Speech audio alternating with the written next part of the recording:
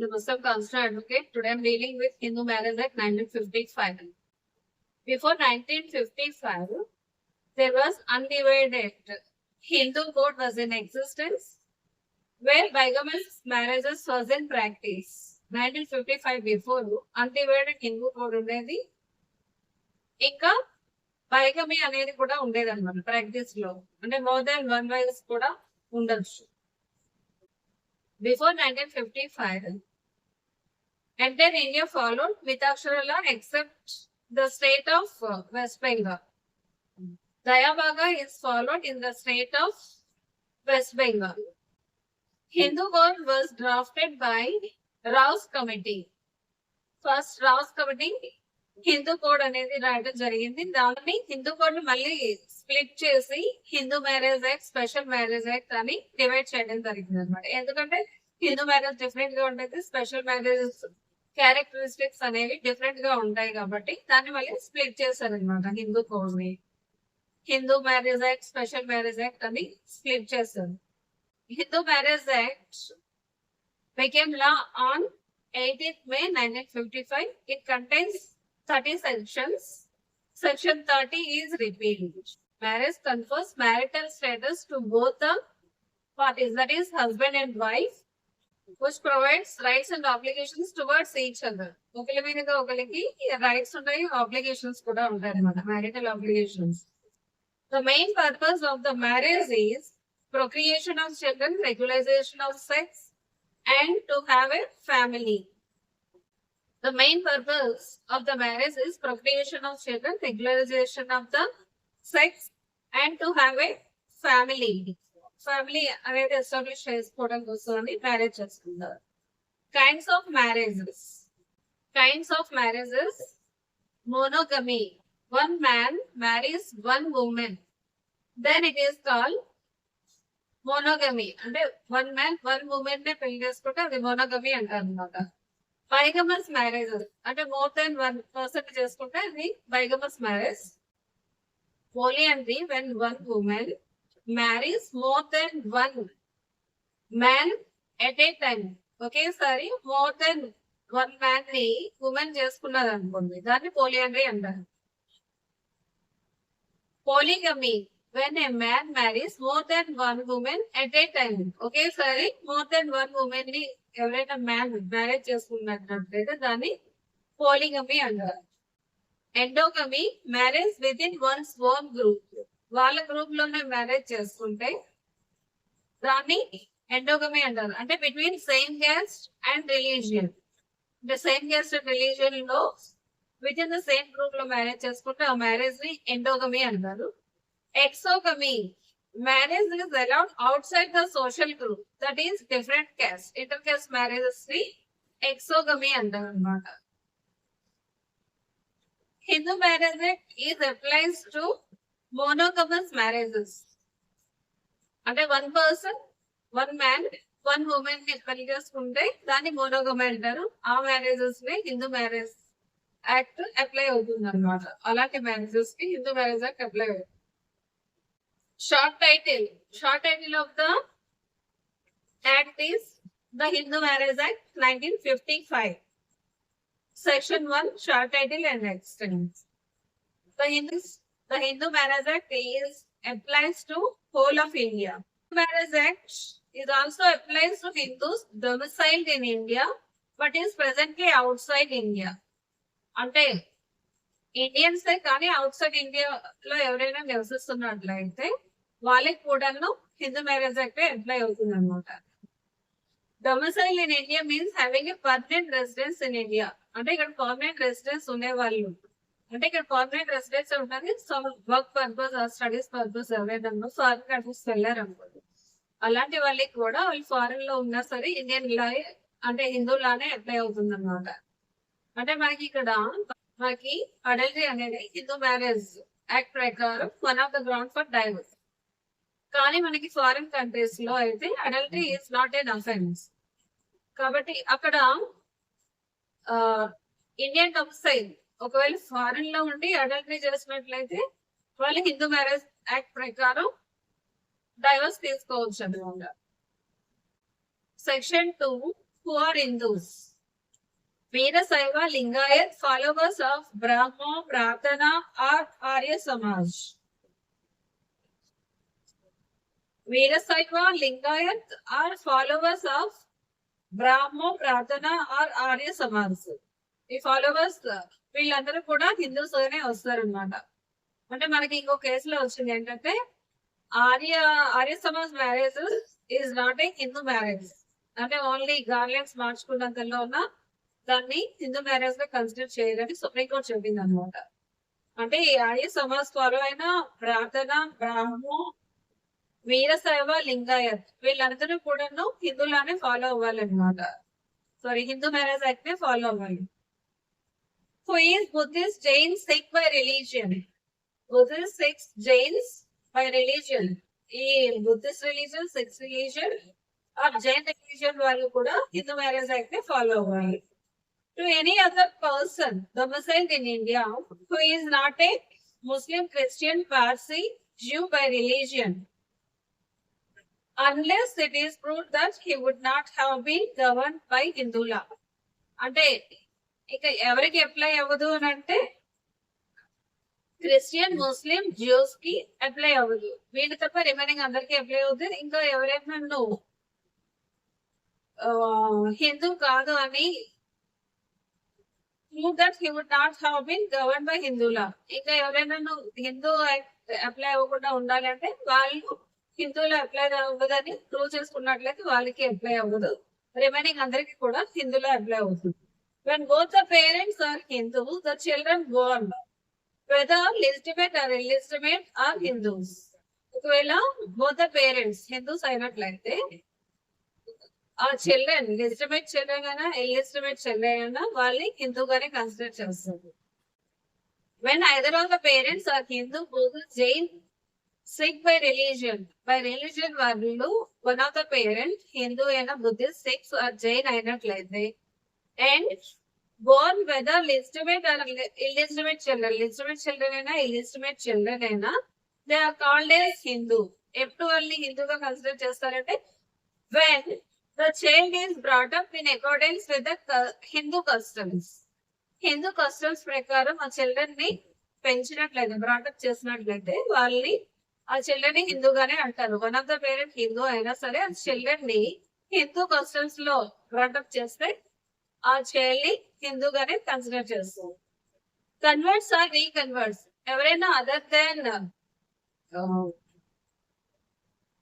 Then Hindu, Buddhist, Jain, Sikh వాళ్ళు వాళ్ళు convert అయ్యారు అనుకోండి.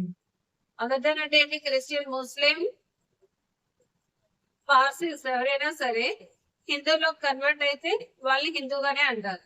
ఒకవేళ హిందూ, బుద్ధిస్ట్, జైన్, సిక్ వాళ్ళు కన్వర్ట్ అయ్యారు, మళ్ళీ అదర్ రిలీజియన్ లో కన్వర్ట్ అయ్యి మళ్ళీ రీకన్వర్ట్ అయ్యారు అనుకోండి, మళ్ళీ హిందూలోకి వచ్చినా సరే వాళ్ళు హిందూగానే కన్సిడర్ చేస్తున్నారు. కన్వర్ట్స్ అంటే అదర్ దెన్ హిందూస్ హిందూలో కన్వర్ట్ అయినా, లేకపోతే హిందూస్ అదర్ రిలీజియన్ లో కన్వర్ట్ అయ్యి మళ్ళీ రీకన్వర్ట్ అయినా, అంటే వాళ్ళ ప్రెసెంట్ స్టేటస్ ఏదో దాన్ని బట్టి ప్రెసెంట్ రిలీజియన్ హిందూ అయినట్లయితే వాళ్ళకి హిందువులానే అప్లై అవుతుంది అనమాట. This act will not apply to members of scheduled tribes unless the central government directs by notification in their official gazette. According to Article 366, Clause 25 of Constitution of India, scheduled tribe areas members of scheduled tribes ki apply avadu unless the parliament notified under Article 366 Clause 25 of the Constitution of India ప్రకారం notify చేస్తే తప్ప ఈ particular schedule tribes కి apply అవుతుంది హిందూలా అని notify చేస్తేనే అవుతుంది. Otherwise వాళ్ళు షెడ్యూల్ ట్రైబ్స్ కి హిందూ మ్యారేజ్ యాక్ట్ అనేది అప్లై కాదు. Surasmani Stella Puras versus Durga Charan Hansal. ఇక 2001 లో సుప్రీంకోర్టు ఏం చెప్పింది అంటే హూ ఈస్ హిందూ అని అంటే సెక్షన్ 2 లో ఎవరెవరైతే స్పెసిఫై చేశారో వాళ్ళందరినీ కూడా హిందూ అనే అంటారని కోర్టు రీఎఫర్మ్ చేసింది అనమాట. Section 3 definitions. 3A custom and usage.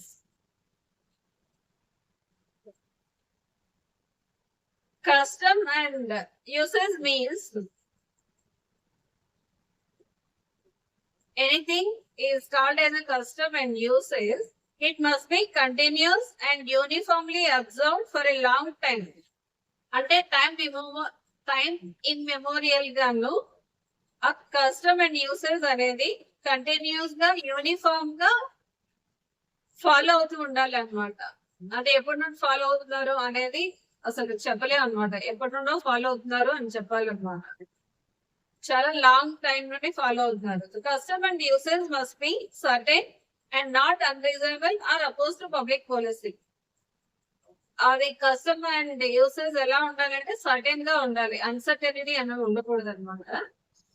ఇంకా నాట్ అన్రీజనబుల్ గా ఉండకూడదు, అపోజ్ టు పబ్లిక్ పాలసీ ఉండకూడదు అనమాట. అంటే చూడండి, దేవదాసి అవి ఉన్నాయి కదా, అవి ఒక కస్టమ్ అని అలాంటివి, అది అపోజ్ టు పబ్లిక్ పాలసీ. అది మాకు కష్టం అని చెప్పడానికి వేయలేదన్నమాట. అలాంటివి ఏవైనా సరే unreasonable or oppose to public policy ఉంటే that is not treated as a custom or usage.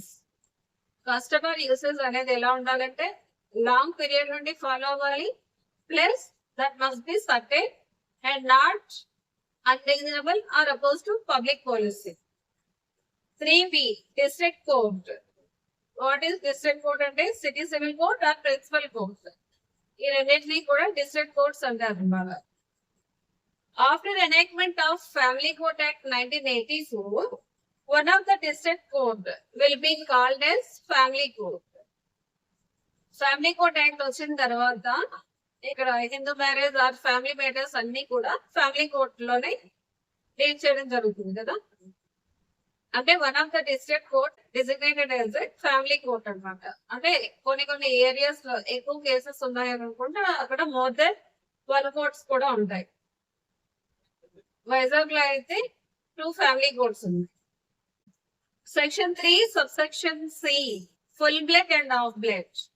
Full blood, 2 persons are said to be each other by full blood when they are descended from common ancestor and same wife. అంటే common ancestor అంటే father, wife అంటే mother.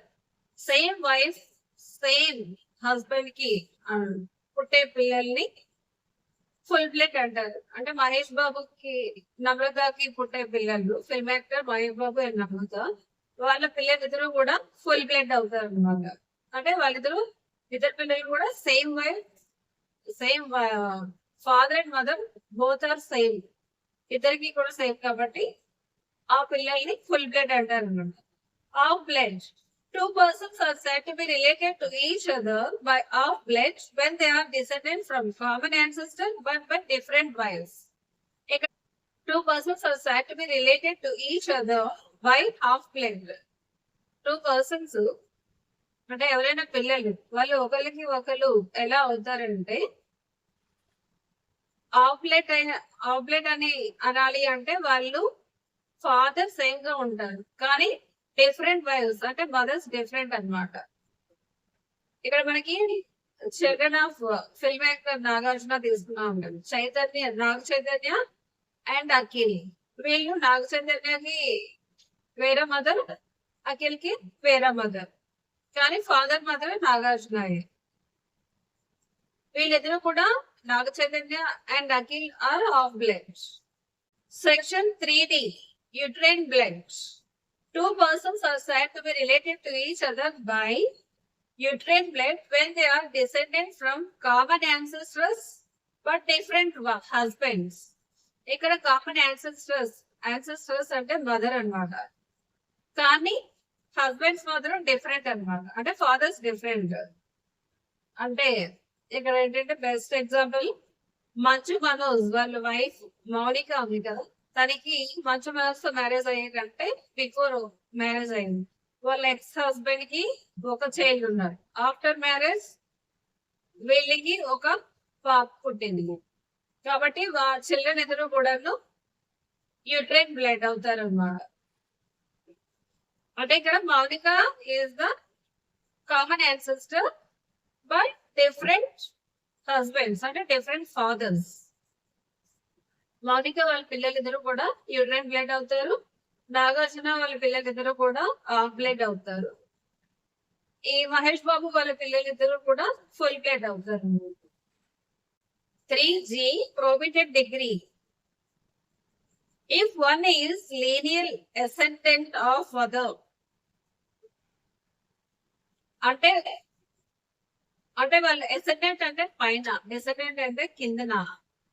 If one is linear ascendant of the other, ఎవరైనా ఒకరికి linear అంటే వాళ్ళ పై generation వాళ్ళు, అలా అయితే వాళ్ళు మ్యారేజ్ చేసుకోకూడదు కాబట్టి probated degree అన్నమాట. If one is wife or husband of linear ascendant or descendant of the other, ఎవరైనా వాళ్ళ పై జనరేషన్ వాళ్ళు ascendant అయినా ఆర్ కింద జనరేషన్ వాళ్ళు డిసెండెంట్ వాళ్ళ వైఫ్ ఆర్ హస్బెండ్ వాళ్ళని కూడా చేసుకోకూడదు. అంటే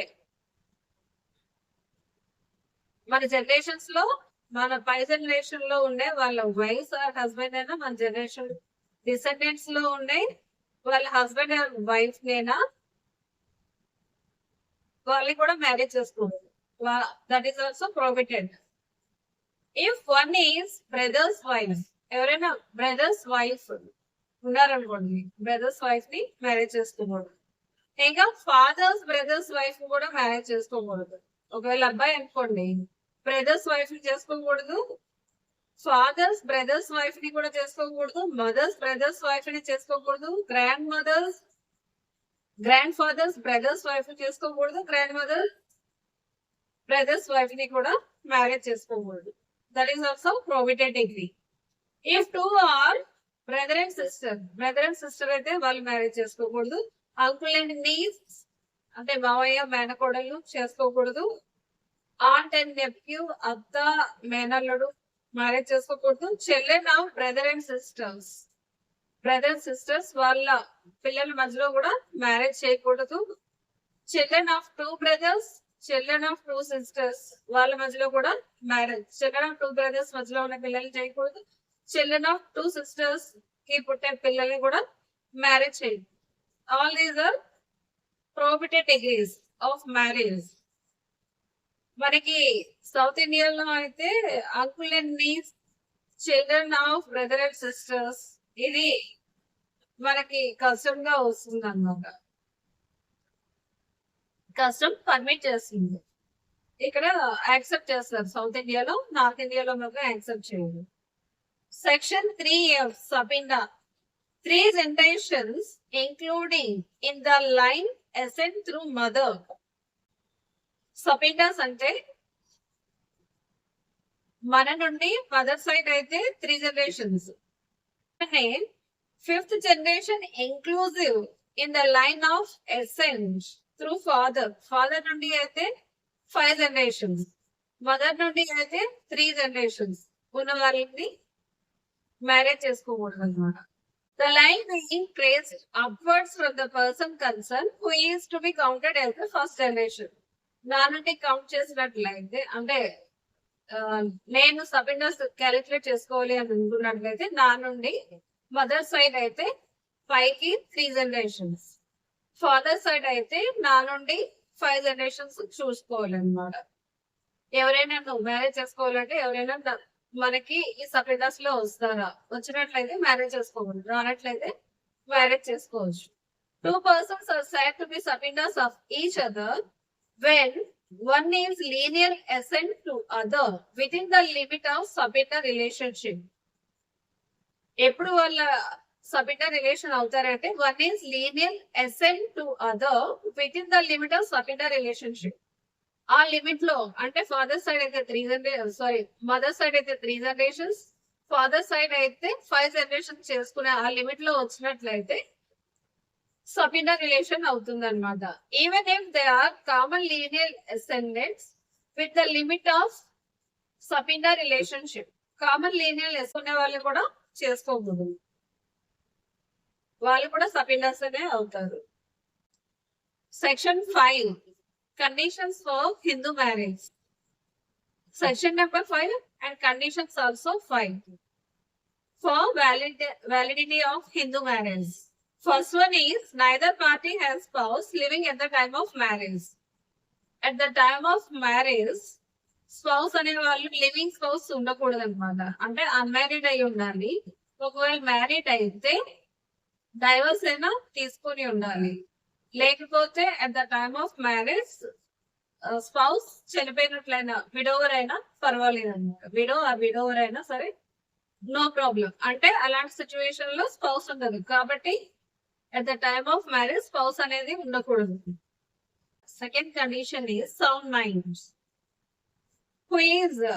ఒకవేళ అన్సౌండ్నెస్ ఆఫ్ మైండ్ ఉన్నట్లయితే they are not eligible to get the marriage అన్నమాట.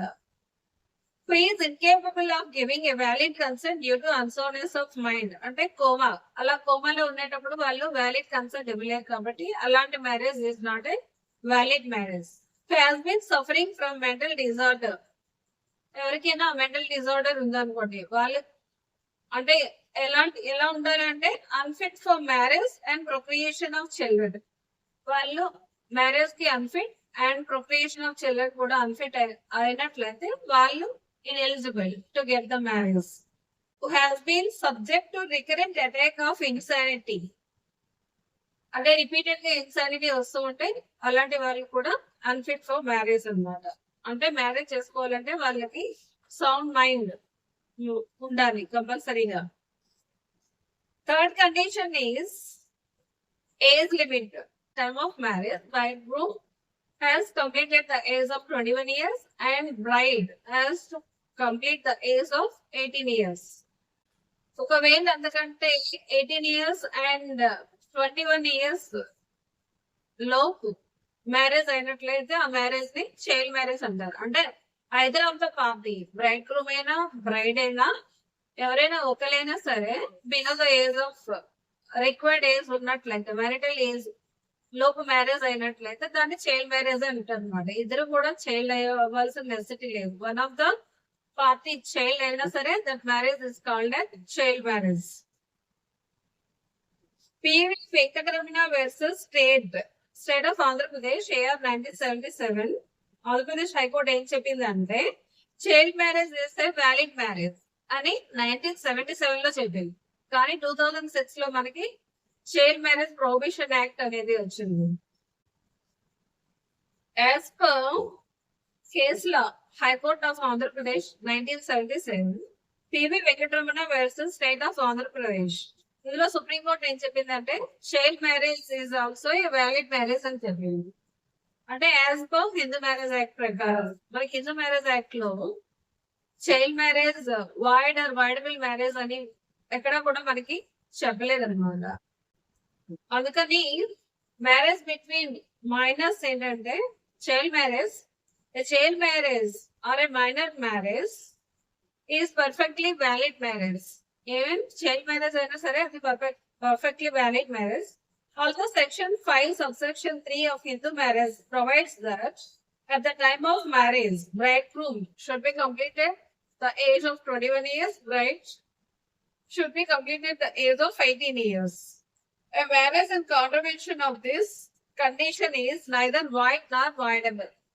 కానీ ఒకవేళ ఆ సర్టెన్ ఏజ్ కంప్లీట్ అవ్వకుండానే బిఫోర్ ఏ మ్యారేజ్ అయినట్లయినా అది నైదర్ వైడ్ నార్ వైడబుల్ మ్యారేజ్ అని మనకి హిందూ మ్యారేజ్ యాక్ట్ చెప్తుంది అనమాట. Hindu marriage act provides with punishment of such marriage according to section 18, that is rigorous imprisonment up to 2 years or with fine up to 1 lakh or both. అంటే మనకి before entering the age of majority for entering the marriage కంటే before marriage అయినట్లయితే that marriage is not a void or voidable marriage. కానీ section 18 ప్రకారం ఏంటంటే వాళ్ళు punishable. Section 18 they are punishable up to 2 years or with fine up to 1 lakh or with both. కానీ వాళ్ళు punishable under section 18 అనమాట. వాళ్ళకి punishment impose చేసినట్లయితే up to 2 years వరకు ఇంపోజ్ చేయొచ్చు, ఆ ఫైన్ అప్ టు 1 lakh వరకు ఇంపోజ్ చేయొచ్చు, లేకపోతే రెండు కూడా చేయొచ్చు అన్నమాట. However, Prohibition of Child Marriage Act 2006, which came into force from 1st November 2007, provides for protection of solemnization of child marriage, whether solemnized before or after commencement of this act is viable at the option of the contracting party to the marriage.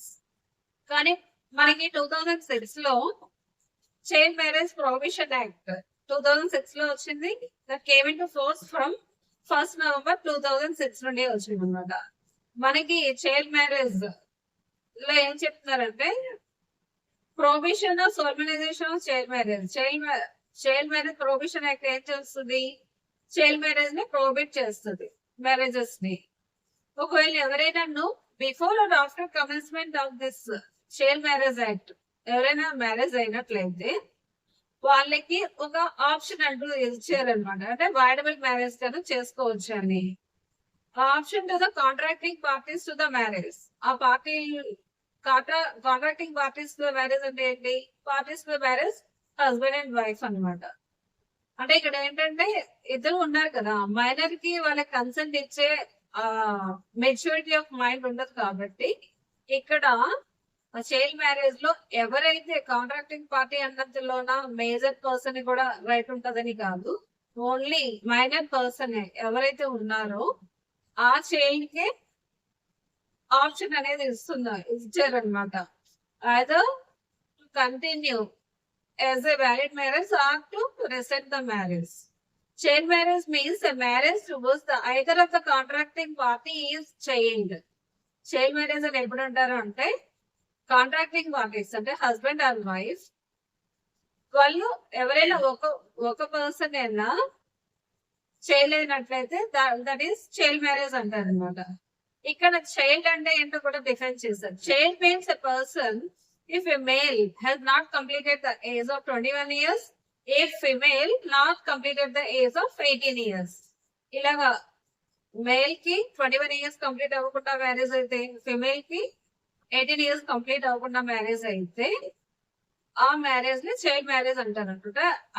One of the party అయినా not attain the age of attain the age of marital age, అలాంటి situation లో marriage చేస్తే that is child marriage అంటారు.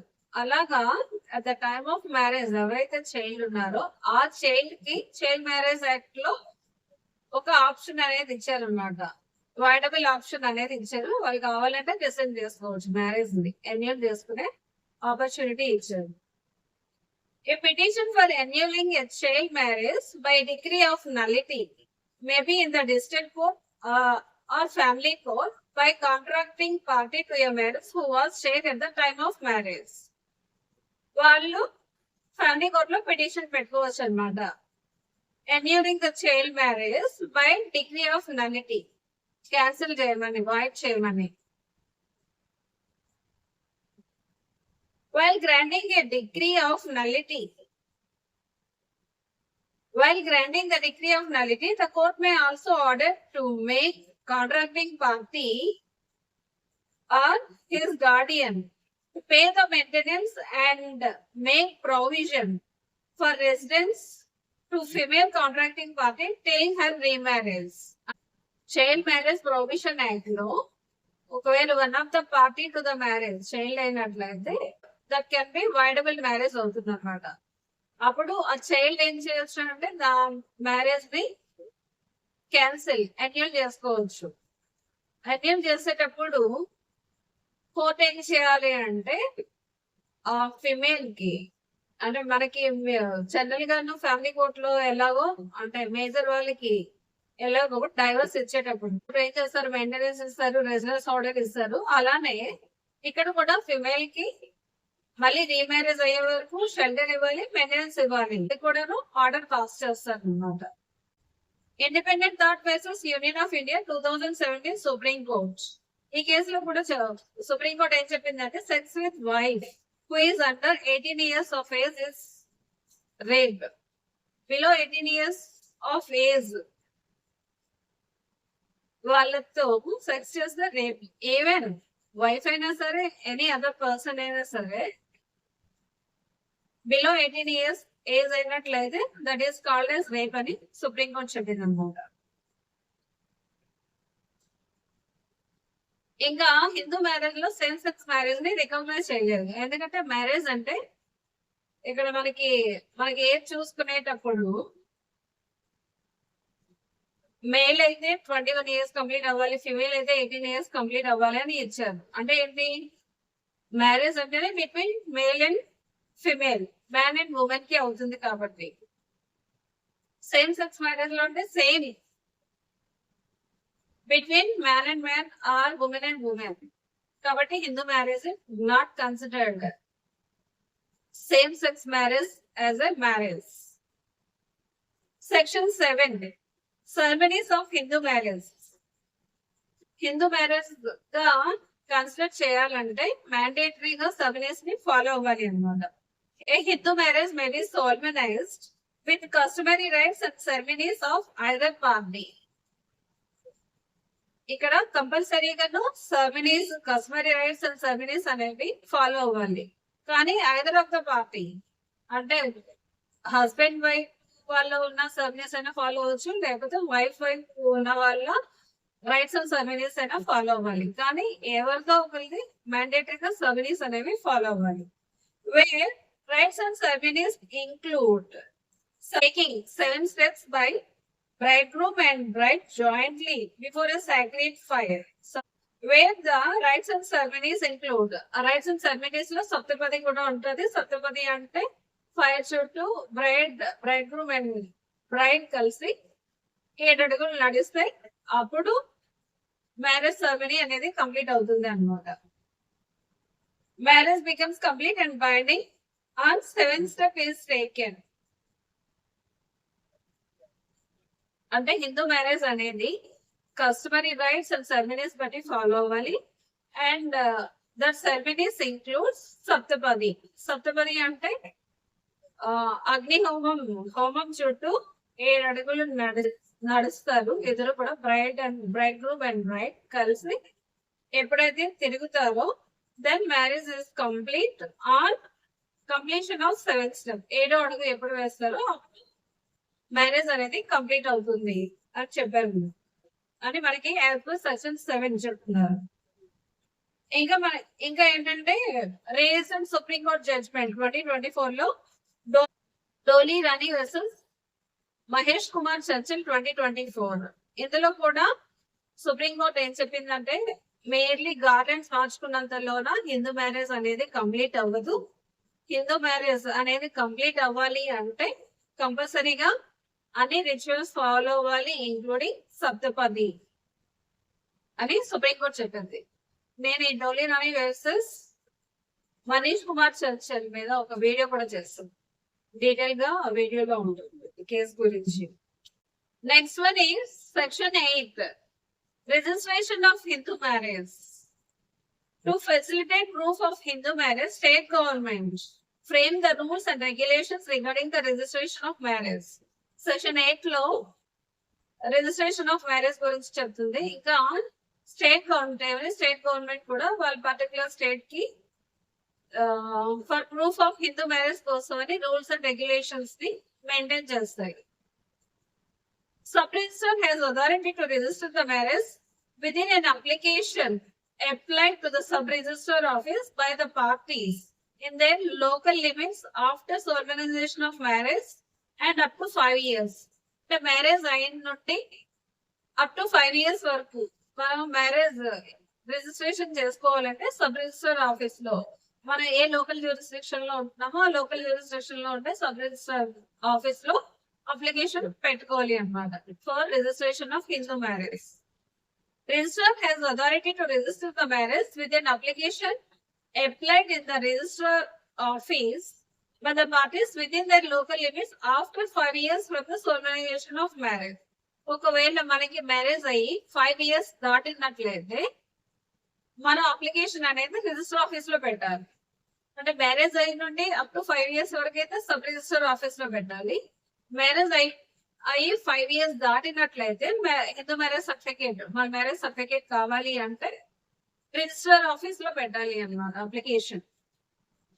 Hindu marriage registration request and precautions. మనకి ఈ registration చేసుకోవాలంటే ఏ precautions ఉండాలంటే, bride minimum age at solemnization of marriage must be 18 years completed.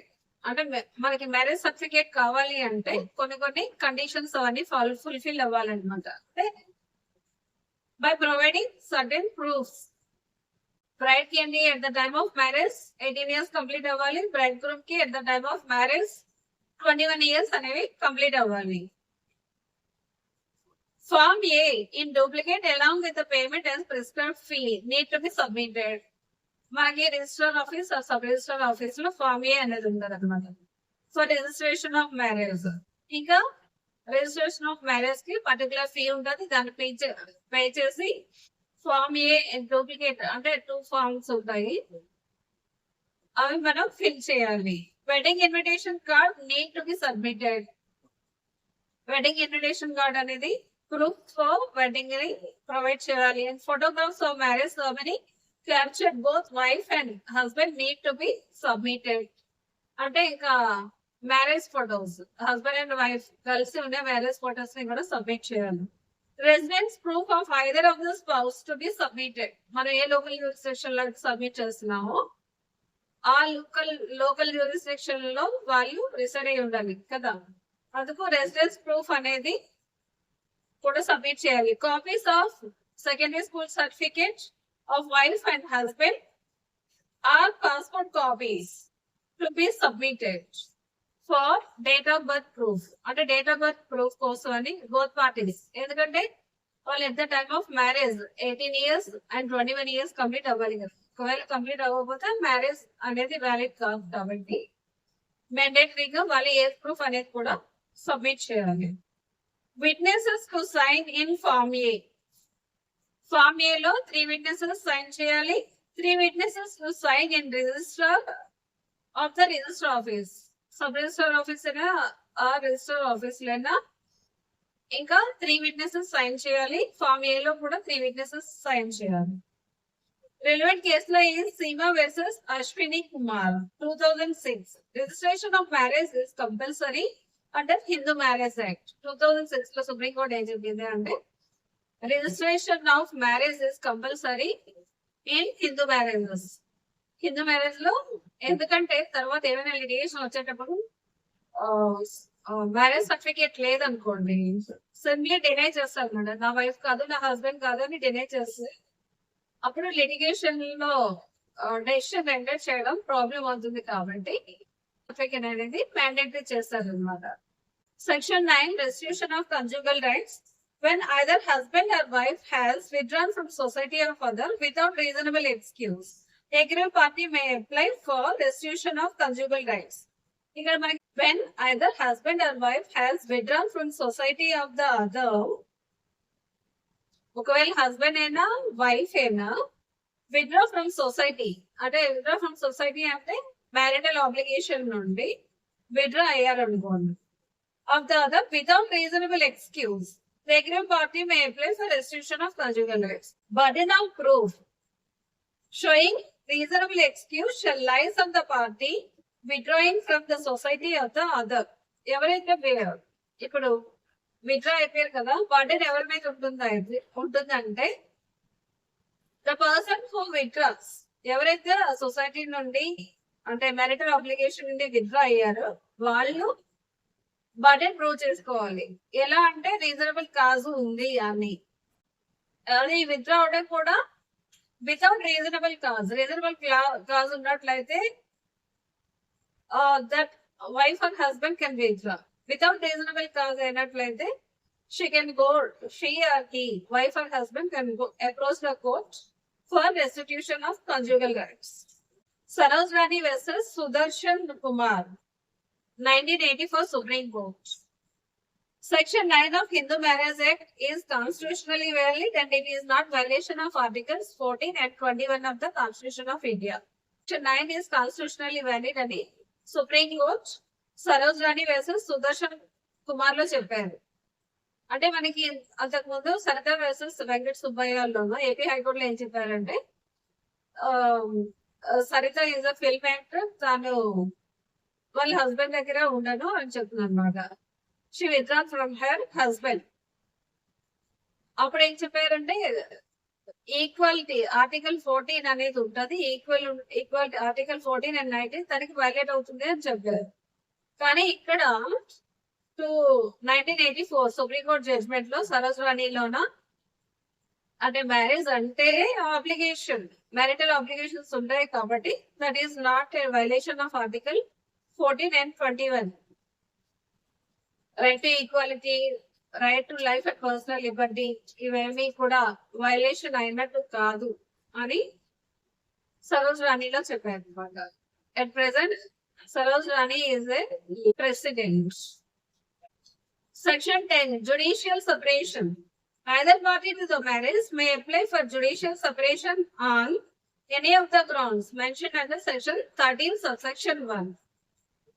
Judicial separation, restitution of conjugal rights lo kuda both the parties, either husband or wife, can file a petition. Hindu marriage anitlo kudanu both parties kudanu rights untayi annamata for restitution of conjugal rights, separation, divorce, custody, and both parties have right to file relief before the court.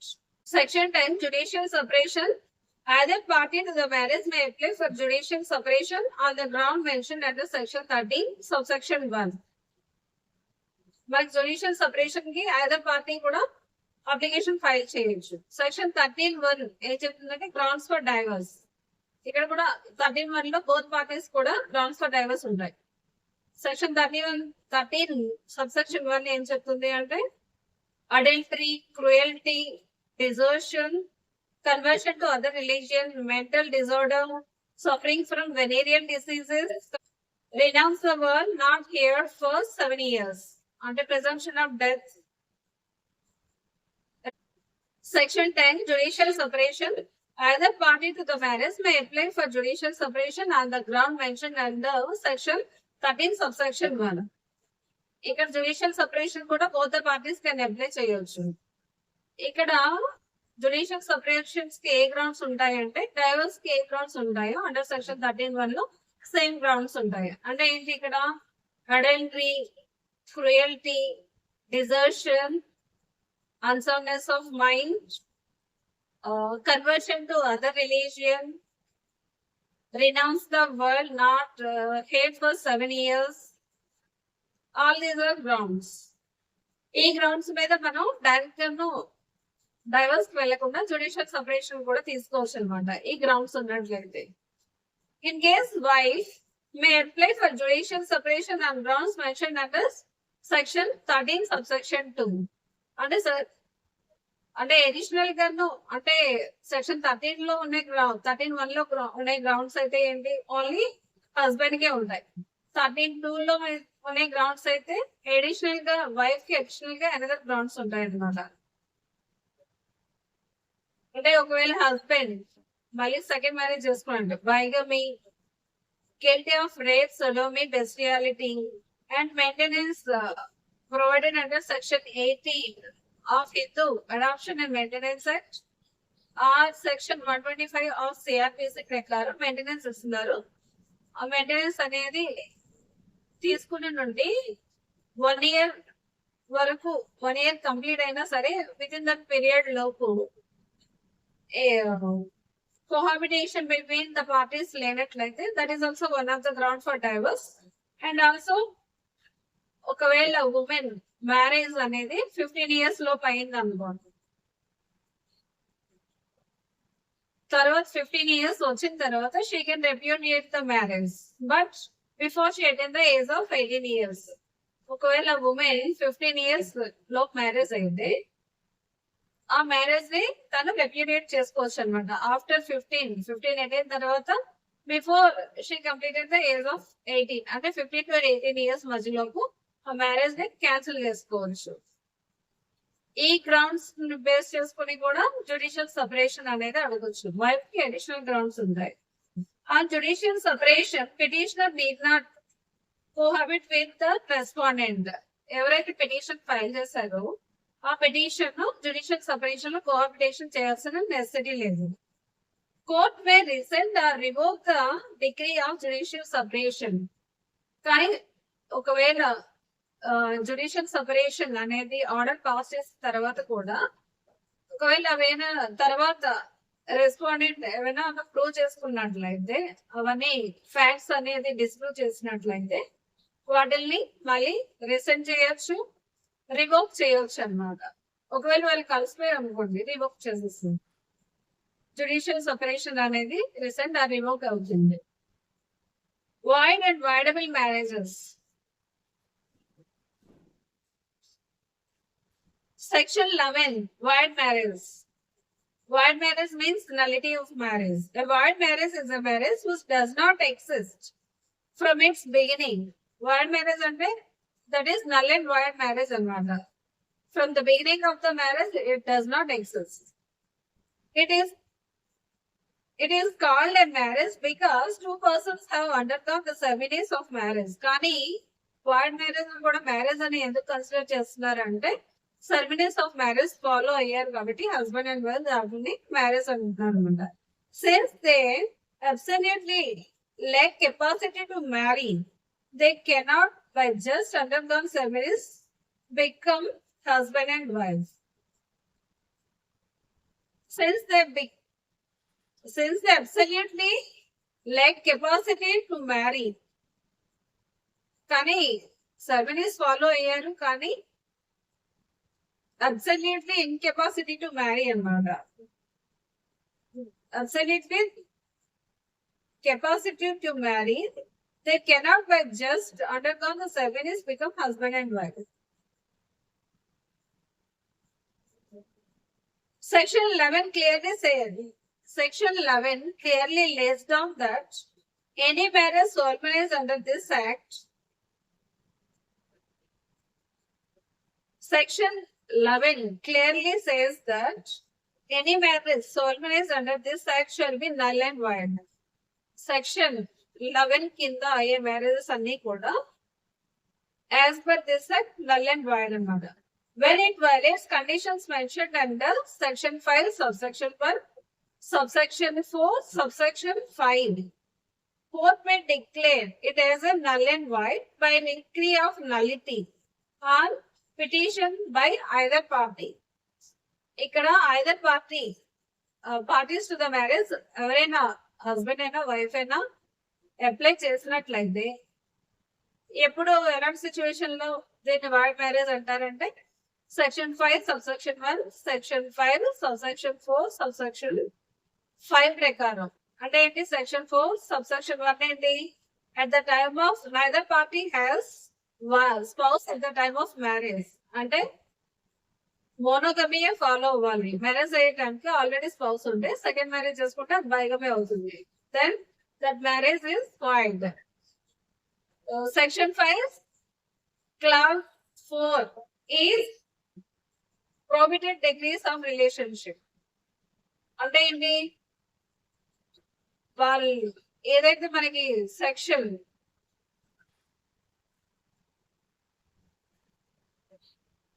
Section 3 లో చెప్పే prohibited degrees లో ఉండే వాళ్ళు అయినా లేకపోతే section 3 లో చెప్పే సబిటా relationship ఉన్నా అలాంటి మ్యారేజ్ కూడా వాయిడ్ మ్యారేజ్ అవుతుంది. కానీ if custom accept, then that is valid marriage. Degrees of prohibited relationship or subinda relationship law. prohibited degree లో ఉన్నా లేకపోతే subinda relationship లో ఉన్నా ఒకవేళ కస్టమ్ యాక్సెప్ట్ చేసినట్లయితే that is valid marriage. Otherwise custom accept చేయకపోతే void marriage అవుతుంది. Consequences of void marriage. The parties have no status of husband and wife. Void marriage చేసుకున్నట్లయితే వాళ్ళకి husband and wife status అనేది ఉండదు. Children of void marriage are illegal. This is subject to provisions of section 6 of Hindu Marriage Act. అంటే section 16 లో children of void marriage are illegitimate. అంటే marriage void కాబట్టి వాళ్ళకి పుట్టే పిల్లలు అందరూ కూడా illegitimate అవుతారు. కానీ సెక్షన్ 16 ప్రకారం ఏంటంటే 16 లో ఏం చెప్తుందంటే వాళ్ళకి వచ్చే ప్రాపర్టీస్ పేరెంట్స్ నుండి ఏమైనా ప్రాపర్టీస్ ఇస్తే అవి అవి పేరెంట్స్ ప్రాపర్టీస్ అనుకోండి. Even though illegible children also have right to acquire the property from their parents. ఇంకా మనకి రేవణ సిద్ధప్ప కేసులో కూడా సుప్రీం కోర్ట్ ఏం చెప్పారంటే 2010 లో వచ్చింది, మళ్ళీ అగైన్ 2023 లో కూడా వచ్చింది అనమాట. హైయర్ బెంచ్ కి వెళ్ళి సేమ్ నేమ్ తోనే రేవణ్ సిద్ధప్ప 2023, రేవణ్ సిద్ధప్ప 2010 లో కూడా ఏం చెప్పారంటే ఈవెన్ ఫ్రమ్ యాక్సెస్ ప్రాపర్టీ నుండి కూడాను ఎలిజిబెత్ చిల్డ్రన్ కి రైట్ ఉంటుంది. ఎప్పుడు ఉంటుందంటే యాక్సెస్ఫుల్ ప్రాపర్టీ నుండి ఎలిజిబెత్ చిల్డ్రన్ కి యాక్సెస్ఫుల్ ప్రాపర్టీ నుండి పేరెంట్స్ కి వస్తుంది కదా, ఆ పేరెంట్స్ కి వచ్చే ప్రాపర్టీ నుండి యాక్సెస్ఫుల్ ప్రాపర్టీ అయినా సరే వన్స్ ద యాక్సెస్ఫుల్ ప్రాపర్టీ వాళ్ళ పేరెంట్స్ కి ఎప్పుడు వచ్చిందో that is called as separate property అయిపోతుంది. కాబట్టి ఆ ప్రాపర్టీలో కూడా ఎలిజిబెత్ చిల్డ్రన్ కి రైట్ ఉంటుంది అని రేవణ్ సిద్ధప్ప 2010 రేవణ్ సిద్ధప్ప అండ్ 2023 Revanasiddappa supreme court judgments చెప్పాను అనమాట. Void marriage does not give rights to mutual rights and obligations. Marriage is void కాబట్టి mutual rights and obligations అనేవి కూడా ఉండవు అనమాట. Void marriage is not obligatory for the spouse to obtain a decree of nullity. Decree of nullity తెచ్చుకోవాల్సిన obligation అంటూ ఏమీ లేదు. ఎందుకంటే from the beginning itself the marriage is null and void కాబట్టి. However, such decree is short for purpose of precaution or for record. కానీ ఇంట్లో ఏమైనా complications రాకుండాను వాటి కోసమని ప్రికాషనరీగా యాజ్ ఎ రికార్డ్ కోసమని మనం డిక్లరేషన్ సూట్ అనేది వేయాలన్నమాట. If one of the spouse is dead the other cannot seek a degree of nullity. One spouse చనిపోతే అదర్ స్పౌస్ డిగ్రీ ఆఫ్ నలిటీకి వేయాల్సిన నెసెసిటీ లేదు. Because death of one spouse does not validate the marriage. ఎందుకంటే one spouse చనిపోతే marriage అనేది valid కాదు కాబట్టి.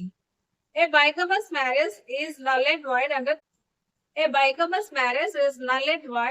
Under section 11. ఎందుకంటే ఫస్ట్ మ్యారేజ్ కి వ్యాలిడిటీ ఉంటుంది, అంటే ఫస్ట్ వైఫ్ కే వ్యాలిడిటీ ఉంటుంది. సెకండ్ మ్యారేజ్ చేసుకుంటే that marriage is null and void. In case bigamy of husband, the wife cannot seek decree for nullity of second marriage under this section. కానీ ఒకవేళ ఎవరైనా husband మళ్ళీ second marriage చేసుకున్నారు అనుకోండి, అలాంటి సిచ్యువేషన్ లో wife nullity of second marriage కి వేయకూడదు అనమాట first wife. But she can file a suit for declaration that second marriage of the husband is void. కానీ second marriage of the husband ని marriage ని డిక్లేర్డ్ యాజ్ ఎ వైడ్ అని, అంటే declaratory suit వేయాలన్నారు. Second marriage మీద second marriage is void marriage అని declaration suit అనేది వేసుకోవాలి under section 34 of specific relief act. Grounds for wide marriage under section 11 of Hindu marriage act.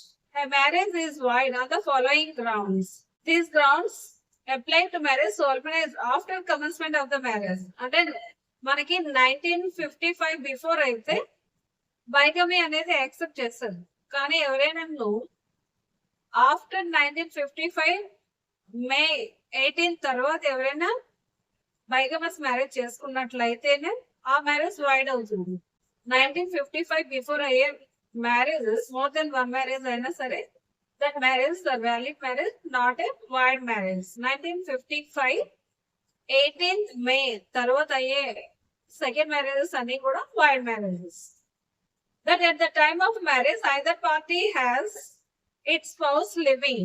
Void marriage అవ్వాలి అంటే either పార్టీకి స్పౌస్ ఉండాలి. at the time of marriage ఉంటే that is void marriage.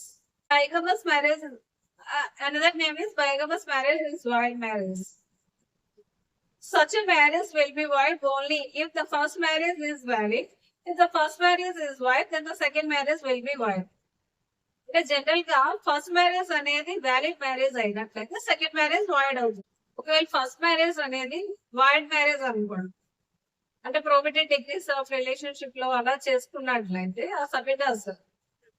Not in south India, north ఇండియాలో అలా చేసుకున్నట్లయితే second marriage చేసుకునేటప్పుడు అది వ్యాలిడ్ అవుతుంది. ఎందుకంటే first marriage is a void marriage కాబట్టి. Parties are subpoenas to each other. The term subpoena relationship, the person relating to same blood. Subpoena means ఏంటి, మన నుంచి 3 generations పైకి మదర్ సైడ్, 5 generations మన నుండి పైకి ఫాదర్ వాళ్ళవి 5 generations పైన ఉండే వాళ్ళందరూ కూడా సబీనాస్ అవుతారు, అంటే సేమ్ బ్లడ్ అవుతారు అనమాట. అలాంటి వాళ్ళని, అలాంటి రిలేషన్ ఉన్నట్లయితే మ్యారేజ్ చేసుకోకూడదు. In other words, one cannot marry to the same family. Same blood అంటే సేమ్ ఫ్యామిలీ అనమాట, సేమ్ ఫ్యామిలీగా కన్సిడర్ చేస్తారు. Subpoena relationship says one cannot marry to a person of 5 generations from parental side, 3 generations from maternal side.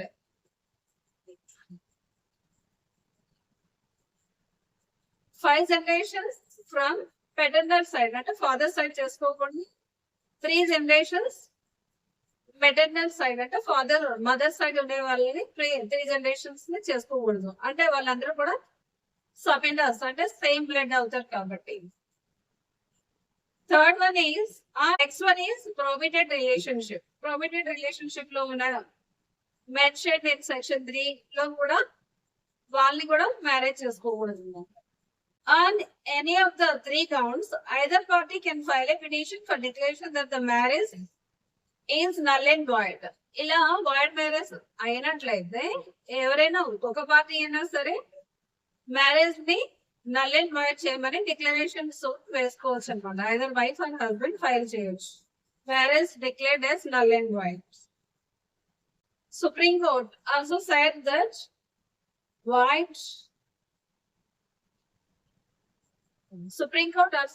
void marriage is not a marriage, and also that is not a marriage in eye of law.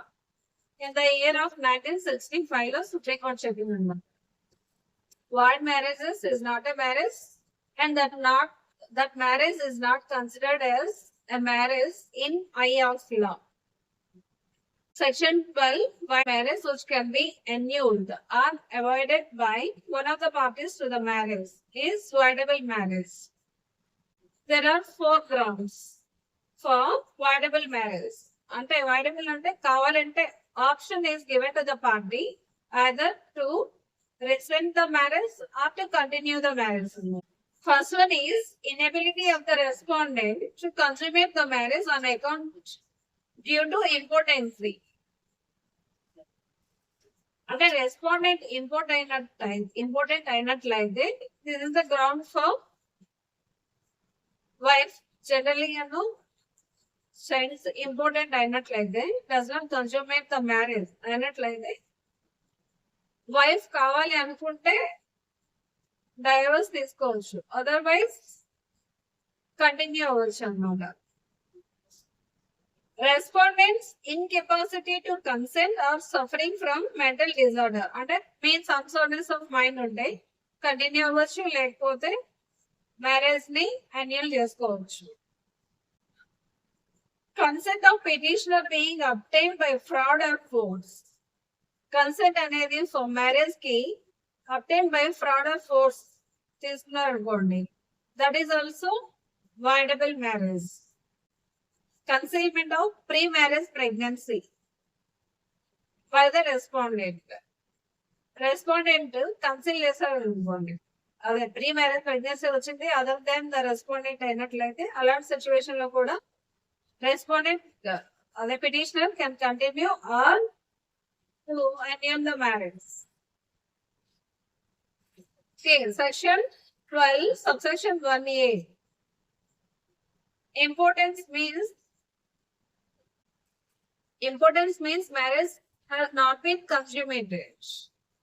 Importancy, section 12, subsection 1A. Importancy either may be physical importancy or psychological importancy. Both are also grounds for annulment of marriage. Generally, burden of proof అనేది petitioner మీద ఉంటది. Once importance prove చేసిన తర్వాత respondent can rebut the presumption. Consent obtain by fraud. ఒకవేళ marriage కి consent అనేది fraud కను చేసినట్లయితే that is also one of the ground. Olden days లో అంటే 2006 ఎనాక్ట్మెంట్ కంటే బిఫోర్ చైల్డ్ మ్యారేజెస్ కూడా చేసేటప్పుడు ఇక్కడ పార్టీస్ కన్సెంట్ అనేది ఫ్రాడ్ ఆర్ కన్సైల్మెంట్ అయినట్లయితే this is also one of the ground for annulment of marriage. 2006 before child marriages ఎవరైనా చేసుకున్నట్లయితే చైల్డ్ మ్యారేజ్ టైంలో ఏంటి కన్సెంట్ అనేది గార్డియన్ ఇస్తారు. Of the child guardian consent ఇస్తారు. ఆ గార్డియన్ అయినా సరే fraud or concealment of fact చేసినట్లయితే that is also ground for annulment of marriage. కానీ ఇది ఎప్పుడు అంటే ఎనీ టైం చేయొచ్చు. కానీ ఎప్పటి నుంచి అయితే ఫ్రాడ్ ఆర్ కన్సైల్మెంట్ తో మ్యారేజ్ అయింది అని తెలిసారో ఆ తెలిసిన నుండి with in 1 year from the date of disclosure of fraud or concealment petition వేసుకోవాలన్నమాట ఫర్ సెక్షన్ 12 కి. కానీ ఈ పిటిషన్ అనేది కన్సైల్మెంట్ రివీల్ అయిన తర్వాత ఫ్రాడ్ రివీల్ అయిన నుండి 1 year దాటిపోయిన తర్వాత పిటిషన్ వేయడానికి లేదు. ఒకవేళ పిటిషనర్ విత్ కన్సైల్మెంట్ ఆఫ్ ఫ్రాడ్ అయింది కానీ ఫుల్ కన్సెంట్ తోటి ఉంటున్నారు అనుకోండి రెస్పాండెంట్ తో, అలాంటి సిచ్యువేషన్ లో కూడాను మళ్ళీ సెక్షన్ 12 కింద ఎన్యూల్మెంట్ ఆఫ్ మ్యారేజ్ కి వేసే రైట్ ఉండదు అనమాట. Concealment of pre marriage pregnancy. Concealment of pre-marriage pregnancy by respondent is one of the grounds for viable marriage. The requirement grounds is respondent was pregnant at the time of marriage. At the time of marriage, respondent pregnant. She was pregnant from person other than the respondent. At a respondent other than respondent ద్వారా pregnancy అనేది వచ్చింది. The petitioner at the time of marriage did not know of the respondent's pregnancy. A marriage time లో respondent pregnant అని ఈ petitioner కి తెలియదు అనమాట. Petition must be presented with in 1 year. అంటే ఎప్పుడైతే తెలుస్తుందో అప్పటి నుంచి విత్ ఇన్ 1 year లోపు పిటిషన్ అనేది ఫైల్ చేయాలి. Marital intercourse did not take place with consent of the petitioner at the respondent pregnancy. అంటే ఒకసారి ఫ్యాక్ట్ తెలిసిన తర్వాత నుండి మ్యారిటల్ ఇంటర్కోర్స్ అనేది చేయకుండా ఉండాలి. అలాంటి టైంలో voidable marriage for annulment of marriage కి అండర్ సెక్షన్ 12 కింద అప్లికేషన్ ఫైల్ చేయొచ్చు petition. Divorce. One of the new divorce is irretrievable breakdown of marriage which was recognized by Supreme Court in Naveen Kohli versus Neil Kohli 2006 Supreme Court judgment.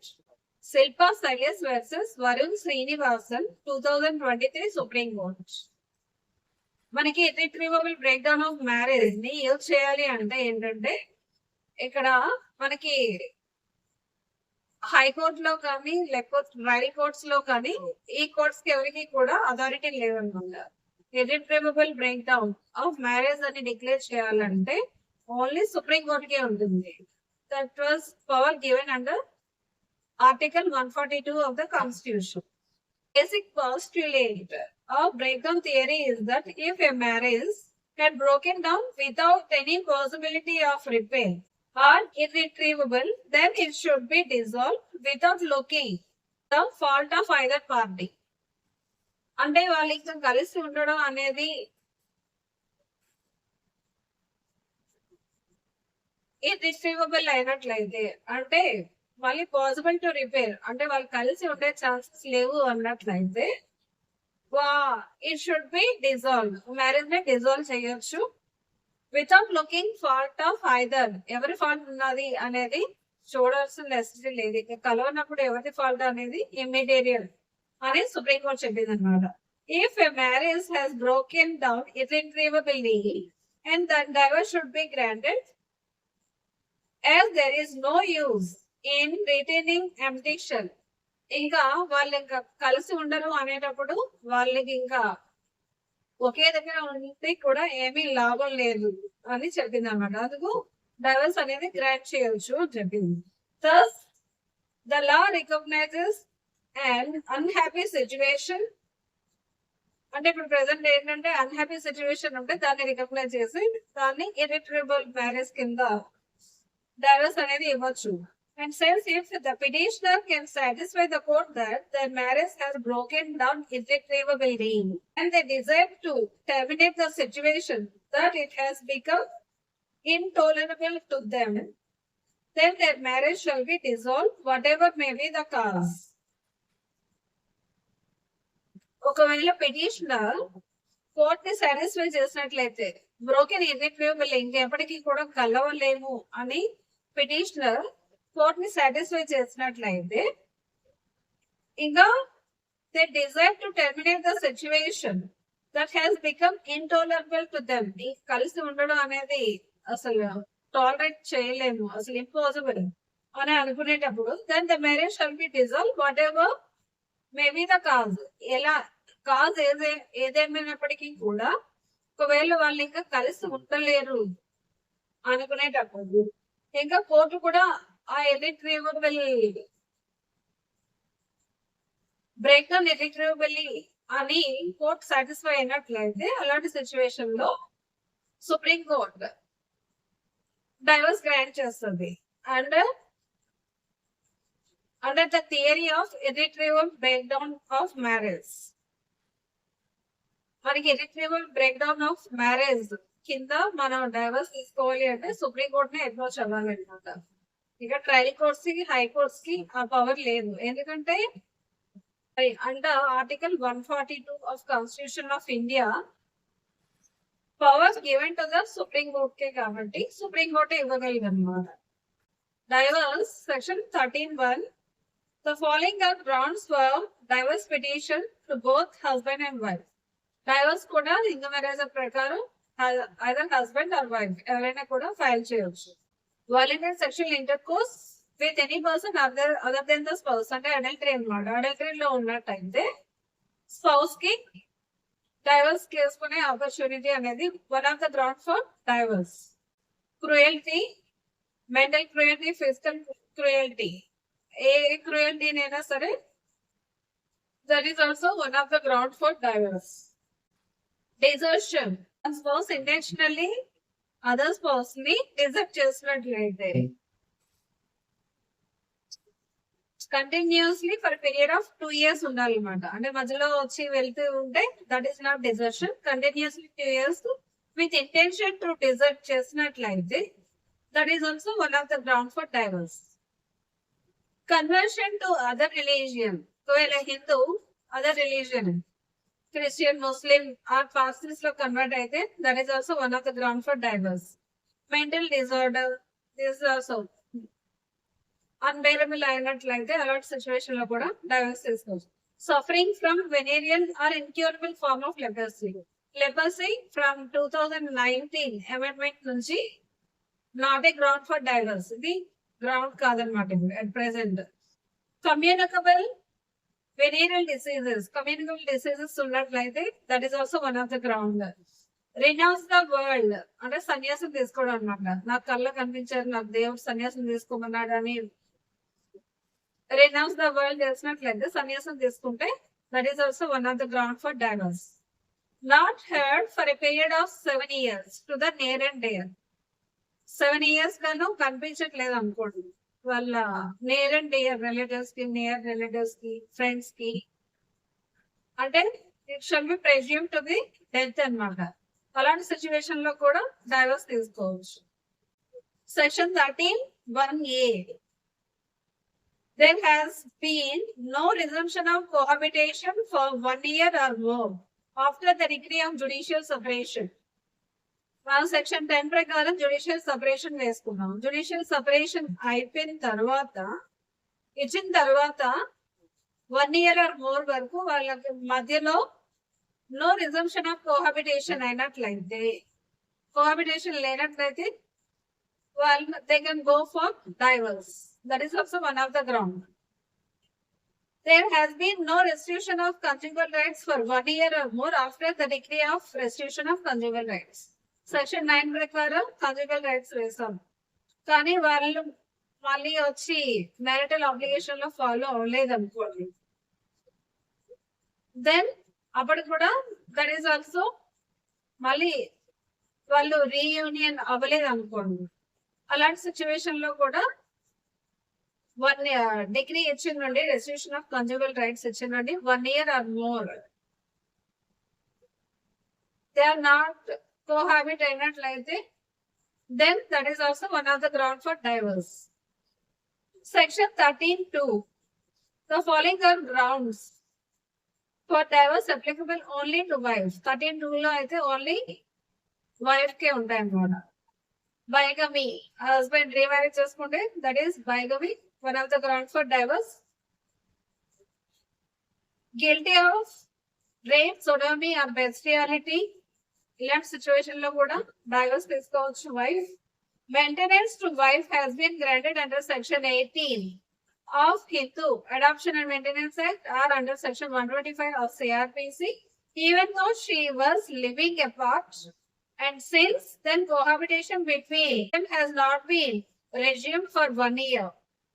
అంటే she was living apart అంటే వేరేగా ఉంటుంది, and also maintenance grant చేస్తారు section 18 ప్రకారం, 18 of Hindu adoption and maintenance act ప్రకారం maintenance grant చేస్తారు, or under section 125 of CRPC ప్రకారం maintenance grant చేస్తారు.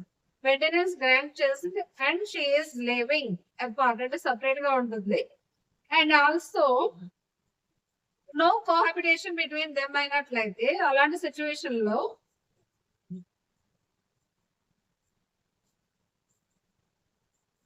1 year వరకు అన్నమాట మెయింటెనెన్స్ గ్రాంట్ చేస్తారంటే 1 year వరకు వాళ్ళ మధ్యలో కోహాబిటేషన్ లేకపోతే that is also one of the ground.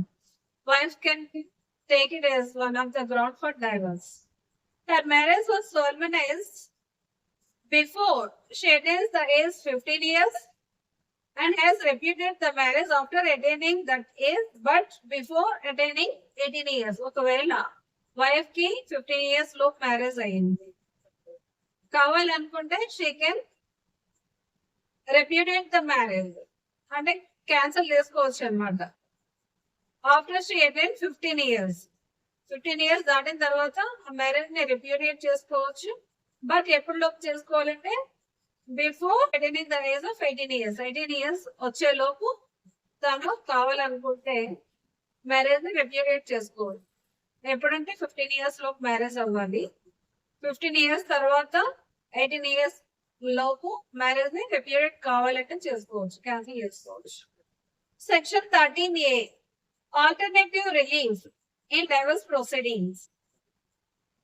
On a petition for a decree of divorce, court may ask for judicial separation except when a petition is found under class 2, class 6, class 7 of section 13 subsection 1. General గా petition కి అంటే ఏంటి, divorce petition కి apply చేసేటప్పుడు court ఏం చేస్తుందంటే direct గా divorce ఇచ్చే కంటే ఆల్టర్నేటివ్ రిలీఫ్ అనేది గ్రాంట్ చేస్తారు అనమాట, అంటే జుడిషియల్ సెపరేషన్ ఇస్తారు. కానీ ఏ సిచ్యువేషన్ లో మ్యాండేటరీ గా డైవర్స్ అనేది గ్రాంట్ చేస్తారంటే ఒకవేళ కన్వర్ట్ టు అనదర్ రిలీజియన్ లో కన్వర్ట్ అయినా, లేకపోతే రినౌన్స్ ద వరల్డ్ సన్యాసం తీసుకున్నా, లేకపోతే not head for 7 years to the near and dare అంటే ప్రిజంప్షన్ ఆఫ్ డెత్, అలాంటి సిచ్యువేషన్ లో జుడిషియల్ సెపరేషన్ ఇవ్వరు. రిమైనింగ్ అన్ని సిచ్యువేషన్ లో కూడా జుడిషియల్ సెపరేషన్ అనేది ఇవ్వడం జరుగుతుంది as an alternative relief. Section 13B, divorce by mutual consent. Conditions required for filing a petition for divorce by both the parties together. Mutual consent లో ఏం చేయాలంటే బోత్ ద పార్టీస్ కలిసి petition అనేది పెట్టడం జరుగుతుంది under section 13B. First stage is they have been living separately for 1 year or more. Mutual consent కి వేయాలంటే both the parties separate గాను ఉండాలి, at least 1 or more than 1 year, at least 1 year ఉండాలి, or more than 1 year separate గా జీవిస్తూ ఉండాలి. They have not been able to live together, వాళ్ళు ఇంకా కలిసి ఉండలేము అని అనుకోవాలి, They have mutually agreed that the marriage should be dissolved. ఇద్దరు కూడా ఇంకా మ్యారేజ్ ని డిసాల్వ్ చేసేద్దామని మ్యూచువల్ గా అనుకుంటారు. Second step, both parties need to make a joint caution between 6 months to 18 after petition. ఇంకా పిటిషన్ వేసిన నుండి 6 to 18 months అబ్జర్వేషన్ లో ఉండాలన్నమాట, cooling period. Court need to be satisfied that amendments mentioned in the petition are true and the petition should not be withdrawn by them. ఇంకా court ఎలా amendments ఉండేవి అంటే ఎందుకు వాళ్ళు డైవర్స్ ఇచ్చుకున్నారు, అమెండ్మెంట్స్ ని కోర్ట్ సాటిస్ఫై అవ్వాలి అండ్ ట్రూ అని కోర్ట్ సాటిస్ఫై అవ్వాలి. Petition should not be withdrawn by them. ఇంకా పిటిషన్ అనేది విత్డ్రాన్ అయ్యి ఉండకూడదు అనమాట. ఒకవేళ ఎవరైనా one of the party withdraw చేసుకుని మ్యూచువల్ కన్సెంట్ అనేది గ్రాంట్ చేయడం జరుగుతుంది. Amardeep Singh versus Harveen Kaur 2017 supreme court judgment. ఇందులో ఏంటంటే జనరల్ గా 6 to 18 months అనేది కూలింగ్ పీరియడ్ ఉంటుంది. కానీ ఈ 6 months కూడా వైల్ చేయొచ్చు, ఎందుకంటే ఆల్రెడీ వాళ్ళు కన్సైన్మెంట్ వెళ్ళారు. చాలా ప్రీవియస్ గా చాలా బ్యాక్గ్రౌండ్ అయింది, వాళ్ళు చాలా ఇయర్స్ నుండి సపరేట్ గా ఉంటున్నారు, కన్సైన్మెంట్ అవన్నీ కూడా ఫెయిల్ అయిపోయి అనుకోండి. అలాంటి సిచ్యువేషన్ లో కూలింగ్ పీరియడ్ ని వైల్ చేయొచ్చు అని చెప్పారనమాట. Hardeep Singh versus Harveen Kaur 2017 supreme court judgment లో. And also another divorce is also there, that is customary divorce under section 29 subsection 2 of Hindu Marriage Act.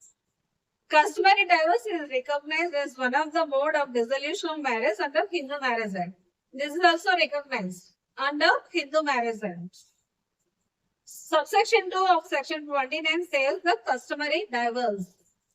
Customary divorce can be permissible unless it is objected by both the parties to the divorce decree.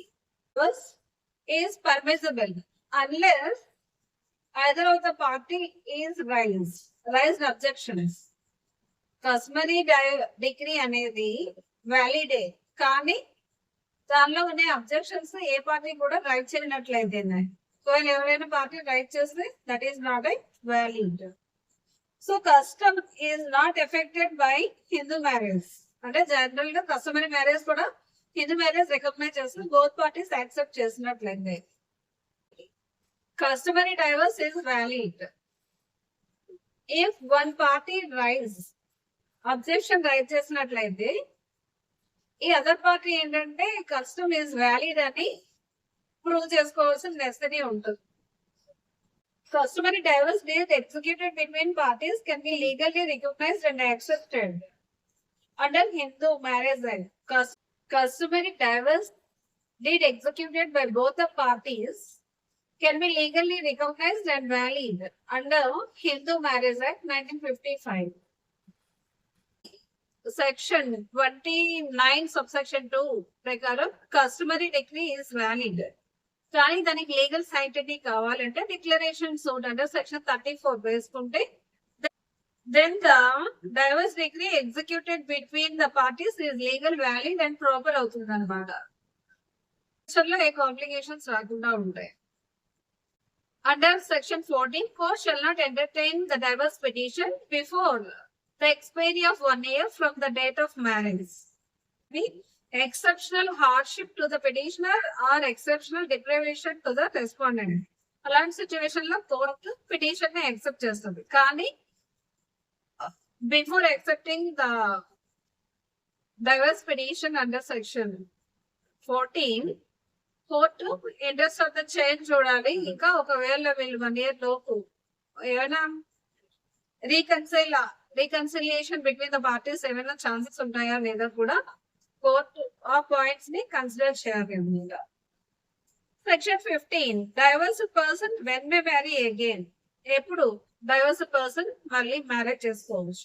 ఒకవేళ dissolution of marriage తీసుకున్నారు కానీ ఆ డిగ్రీకి appeal అనేది లేనట్లయితే immediate గానే marriage చేసుకోవచ్చు, remarriage. Appeal time expired. ఒకవేళ అపీల్ ఉన్నట్లయితే అపీల్ టైం ఎక్స్పైర్ అయిపోవాలి. దట్ ఈస్ ఒకవేళ మనం కేసు అనేది డైవర్స్ అనేది ఫ్యామిలీ కోర్ట్ లో తీసుకుంటే అపీల్ పీరియడ్ 90 days ఉంటుంది. ఒకవేళ డైవర్స్ అనేది ఫ్రమ్ సపోర్ట్ నుండి తీసుకున్నట్లయితే అదర్ దాన్ ఫ్యామిలీ కోర్ట్ నుండి అయితే period for appeal is 60 days ఉంటుంది. ఆ 60 days ఆర్ 90 days ఎక్స్పైర్ అయిపోయిన తర్వాత parties can marry. Appeal presented but dismissed. Appeal file చేస్తారు కానీ ఒకవేళ డిస్మిస్ చేస్తారు అనుకోండి, అలాంటి సిచ్యువేషన్ లో కూడా మ్యారేజ్ చేసుకోవచ్చు. దెన్ లేటర్ ఐదర్ పార్టీ మేము మ్యారీ. ఎప్పుడు మ్యారేజ్ చేసుకోవచ్చు అంటే ఆ డైవర్స్ డిగ్రీని ఇంకా appeal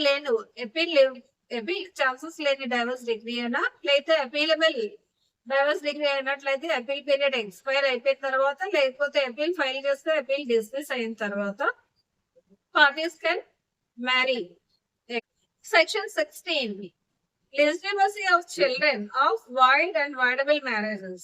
In case of marriage, null and void under Section 11, any child born such marriage would be legitimate. Child, if the marriage is valid, shall be legitimate child where the degree of nullity is passed or not. అంటే ఎవరైనా children wild marriage లో పుట్టారు కానీ తర్వాత degree of నలిటీ తీసుకోపోయినా సరే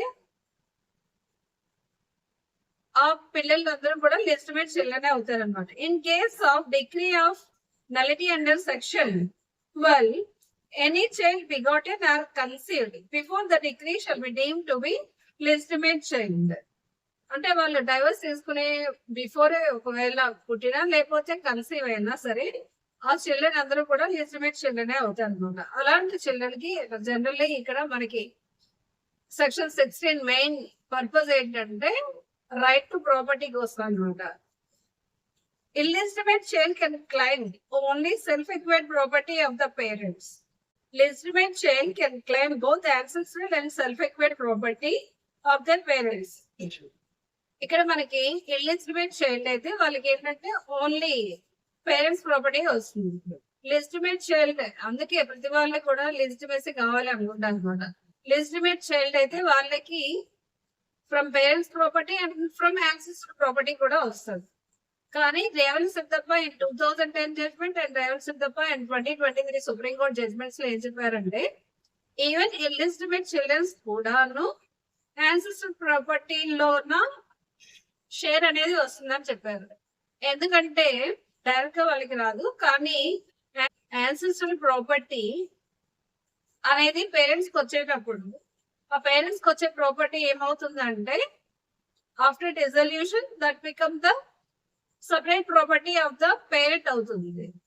అలానే separate property లానే ancestral property వాళ్ళ పేరెంట్స్ కి వచ్చినట్లయితే ఆ ప్రాపర్టీ కూడా సపరేట్ ప్రాపర్టీగానే కన్సిడర్ చేయాలి. And our property, ancestral property, which was received by the parents, కూడాను ఇల్లిజిటిమేట్ చిల్డ్రన్ కి రైట్ ఉంటుంది with par with the legitimate children అని సుప్రీం కోర్ట్ చెప్పింది అనమాట. అంటే వీళ్ళు డైరెక్ట్ గాను కోపర్సనరీ రైట్ ఉండదు, కానీ once the ancestral property received by the parents, illegitimate children also has right par with the legitimate children అని Revanasiddappa 2010 supreme court judgment and Revanasiddappa 2023 judgment లో కూడా చెప్పారు. Section 17 punishment for bigamy. ఇక్కడ మనకి bigamy అన్నట్లయితే punishable under Indian penal code ప్రకారం అవుతుంది అనమాట. 494 ఆర్ 495 ప్రకారం పనిషబుల్. ఎవరైనా సెకండ్ మ్యారేజ్ చేసుకున్నట్లయితే వాళ్ళు punishable for 7 years or fine or both. Up to 7 years of fine or both అనేది ఉంటుంది. 495 concealment of former marriage.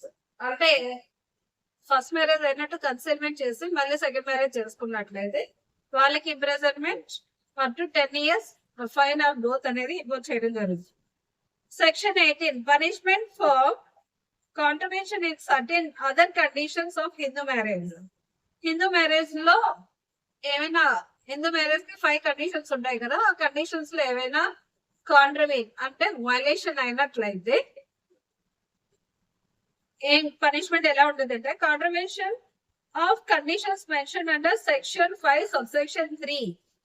Section 5 subsection 3 ఏం చెప్తుందంటే marital age to the parties. But a bridegroom has completed the age of 21 years.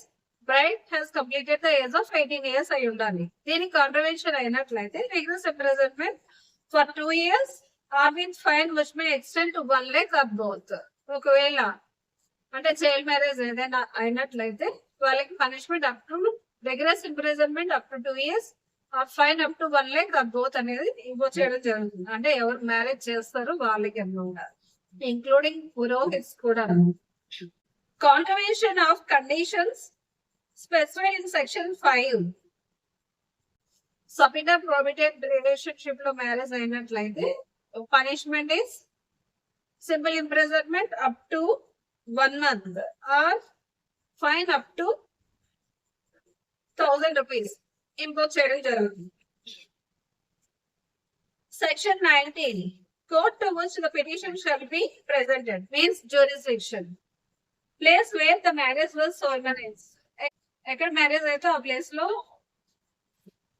Petition అనేది file చేయొచ్చు for any of the reliefs mention under Hindu marriage act. అంటే judicial separation, restriction of conjugal rights, divorce, maintenance, custody, దేనికి సంబంధించిన petitions అయినా సరే marriage ఎక్కడ సోల్మనైజ్ అయ్యిందో, marriage ఎక్కడ అయిందో అక్కడ wear the respondent resides at the time of presentation of petition. లేకపోతే రెస్పాండెంట్ ఎక్కడ ఉంటున్నారో, నివసిస్తున్నారో ఆ ప్రదేశంలో వేయాలి. అంటే పిటిషన్ ప్రెజెంట్ చేసే టైంకి రెస్పాండెంట్ ఎక్కడ ఉంటే అక్కడ. Place where the parties to the marriage last resided together.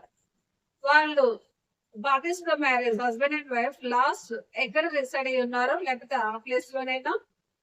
Are place where the petitioner resided at the time of presentation of the petition only if when the respondent resides outside India, where the respondent has not been heard as alive for 7 years. ఆ petitioner ఉన్న place లో వేయొచ్చు. ఎప్పుడంటే ఒకవేళ respondent out side India ఉన్నా, లేకపోతే respondent last 7 years నుండి కనిపించకపోయినా, అంటే ప్రిజంప్షన్ ఆఫ్ డెత్ అలాంటి టైంలోనైనా అయితే పిటిషనర్ ఎక్కడ ఉంటాడో ఆ ప్లేస్ లో వేసుకోవచ్చు. Section 20 contents and verification of petitions. Every petition shall state facts and which the claim is found. మనం దేనికోసం అయితే క్లైమ్ చేస్తున్నామో ఆ ఫ్యాక్ట్స్ అన్ని కూడాను రాయాలి అన్నమాట పిటిషన్ లో. Every petition shall also state that there is no collusion between the parties to the marriage except petition under section 11. ఇంకా సెక్షన్ 11 తప్ప రిమైనింగ్ పిటిషన్స్ అన్నిటిలో కూడాను ఒక ఫ్యాక్ట్స్ అనేది చెప్పాలన్నమాట. మా ఇద్దరి మధ్యన ఏమీ కొల్యూషన్ అనేది లేదు అని ఆ ఫ్యాక్ట్ ని కూడా మెన్షన్ చేయాలి. Statements in every petition shall be verified by petitioner. Under Order 6, Rule 50, Subclass 4 of Code of Civil Procedure ప్రకారం statements in every petition shall be verified by the petitioner. అంటే petitioner ఏ statements పెడుతున్నారో అవన్నీ కూడా verify చేయాలి అన్నమాట. So statement shall be referred as evidence and hearing. ఈ statements అన్ని కూడా హియరింగ్ టైమ్ లోన ఎవిడెన్స్ గాను కన్సిడర్ చేస్తాను. Section 21 application of CPC. All proceedings under Hindu marriage act shall B regulated as far as may be by the Code of Civil Procedure. అంటే Hindu marriage act లో అన్ని కూడా సివిల్ మ్యాటర్స్ కాబట్టి, Hindu marriage act అంటే marriage related అన్ని కూడా civil matters కాబట్టి సిపిసిని follow అవుతారు అన్నమాట. Section 21A, power of transfer of petitions in certain cases. ఒకవేళ మోర్ దెన్ వన్ ప్లేస్ లో డైవర్స్ కైనా జ్యుడిషియల్ సెపరేషన్ కైనా పిటిషన్స్ హస్బెండ్ ఒక దగ్గర వైఫ్ దగ్గర వేసినట్లయితే వాటిని ట్రాన్స్ఫర్ చేయడం. ఎలా ట్రాన్స్ఫర్ చేస్తారో మనకి సెక్షన్ 21A లో చెప్తున్నాను. When a petition has been filed in a district court by a party to a marriage for a decree for judicial separation or divorce. One of the party to the marriage ఏంటంటే judicial separation కైనా divorce కైనా family court లో file చేశారు. Another party కూడా ఏంటంటే divorce కైనా judicial separation కైనా petition file చేశారు. If the same district court, both petitions shall be tried together by that district court. ఇద్దరు కూడా వేశారు, జుడిషియల్ సెపరేషన్ కైనా డైవర్స్ కైనా ఇద్దరు సెపరేట్ గా వేస్తే రెండు కూడా క్లబ్ చేసి సేమ్ డిస్ట్రిక్ట్ కోర్ట్ లో వేశారు కాబట్టి డిస్ట్రిక్ట్ కోర్ట్ లోనే కంబైన్ గా ట్రై చేస్తారు అన్నమాట. Petition presented later shall be transfer to the earlier district. Later ఎవరైతే చేశారో ఆ పిటిషన్ ని ఫస్ట్ డిస్ట్రిక్ట్ కోర్ట్ కి ట్రాన్స్ఫర్ చేస్తారు. అప్పుడు ఆ రెండు కూడా కలిసి ట్రై చేసి డిస్పోజ్ చేస్తారు. Both petition shall be heard and disposed of together by the earlier court. ఆ రెండింటిని కూడాను హియరింగ్ అయిన తర్వాత కేసుని డిస్పోజ్ చేస్తాయి, టుగెదర్ గానే చేస్తాయి అన్నమాట. Section 21 special provision relating to trial and dispose of petitions. Trial ఎలా చేయాలో చెప్తుందన్నమాట. Trial of petition under Hindu marriage act shall be continued from day to day basis చేయాలి. Unless further adjournment is necessary for reasons to be recorded. ఒకవేళ adjournment necessary అంటే reasons must be recorded. Trial of every petition under Hindu Marriage Act should be concluded within a period of 6 months from service of notice to respondent. Respondent ki notice ఇచ్చిన నుండి within 6 months లోపు a petition అయినా under Hindu marriage act ప్రకారం trial అనేది complete అయిపోతుంది 6 months లో. Hearing of every appeal under this act should conclude within 3 months from the date of service of appeal notice on respondent.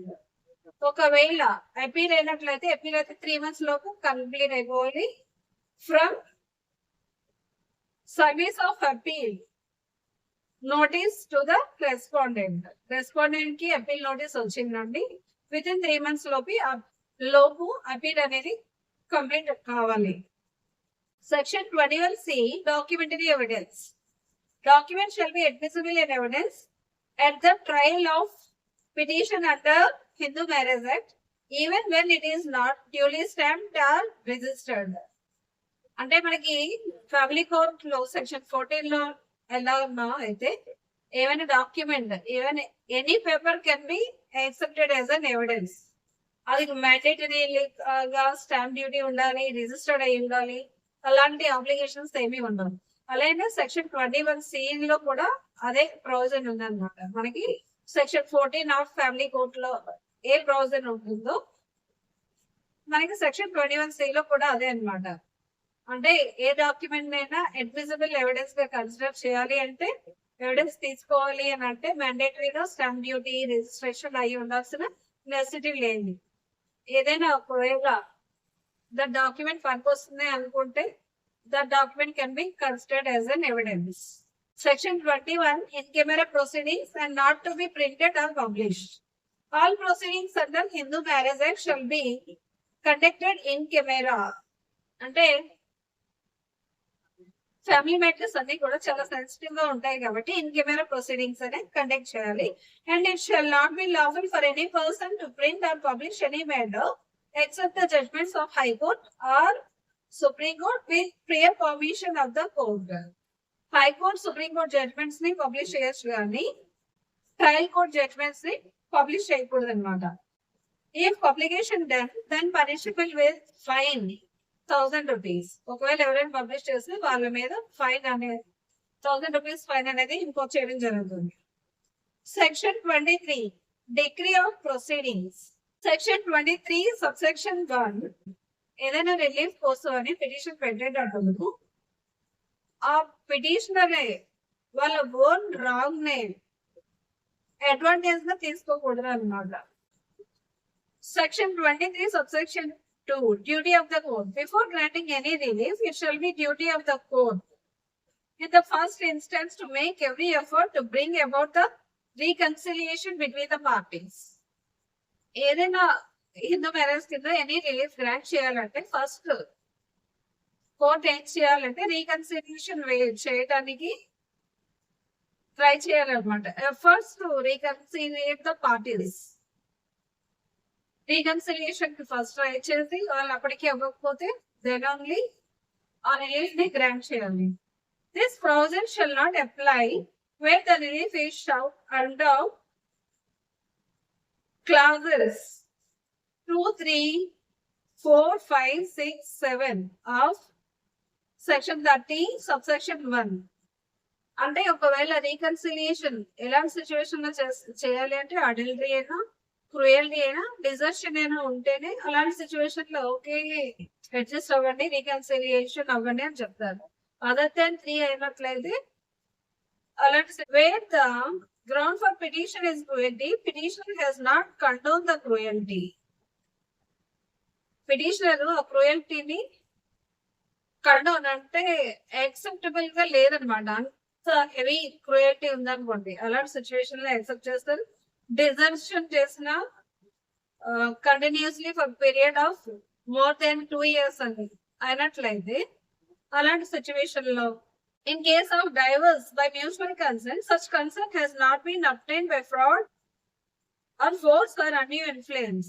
ఇక్కడ మళ్ళీ court ఒకవేళ mutual consent వేసినట్లయితే ఆ మ్యూచువల్ కన్సెంట్ లో మ్యూచువల్ కన్సెంట్ అనేది అదర్ పార్టీ నుండి obtain చేయడం by force fraud anew influence చేశారా లేదా దాన్ని కన్సిడర్ చేయాలి అన్నమాట. In case of petition file not under section 11, it is not presented or prosecuted in collusion with the respondent.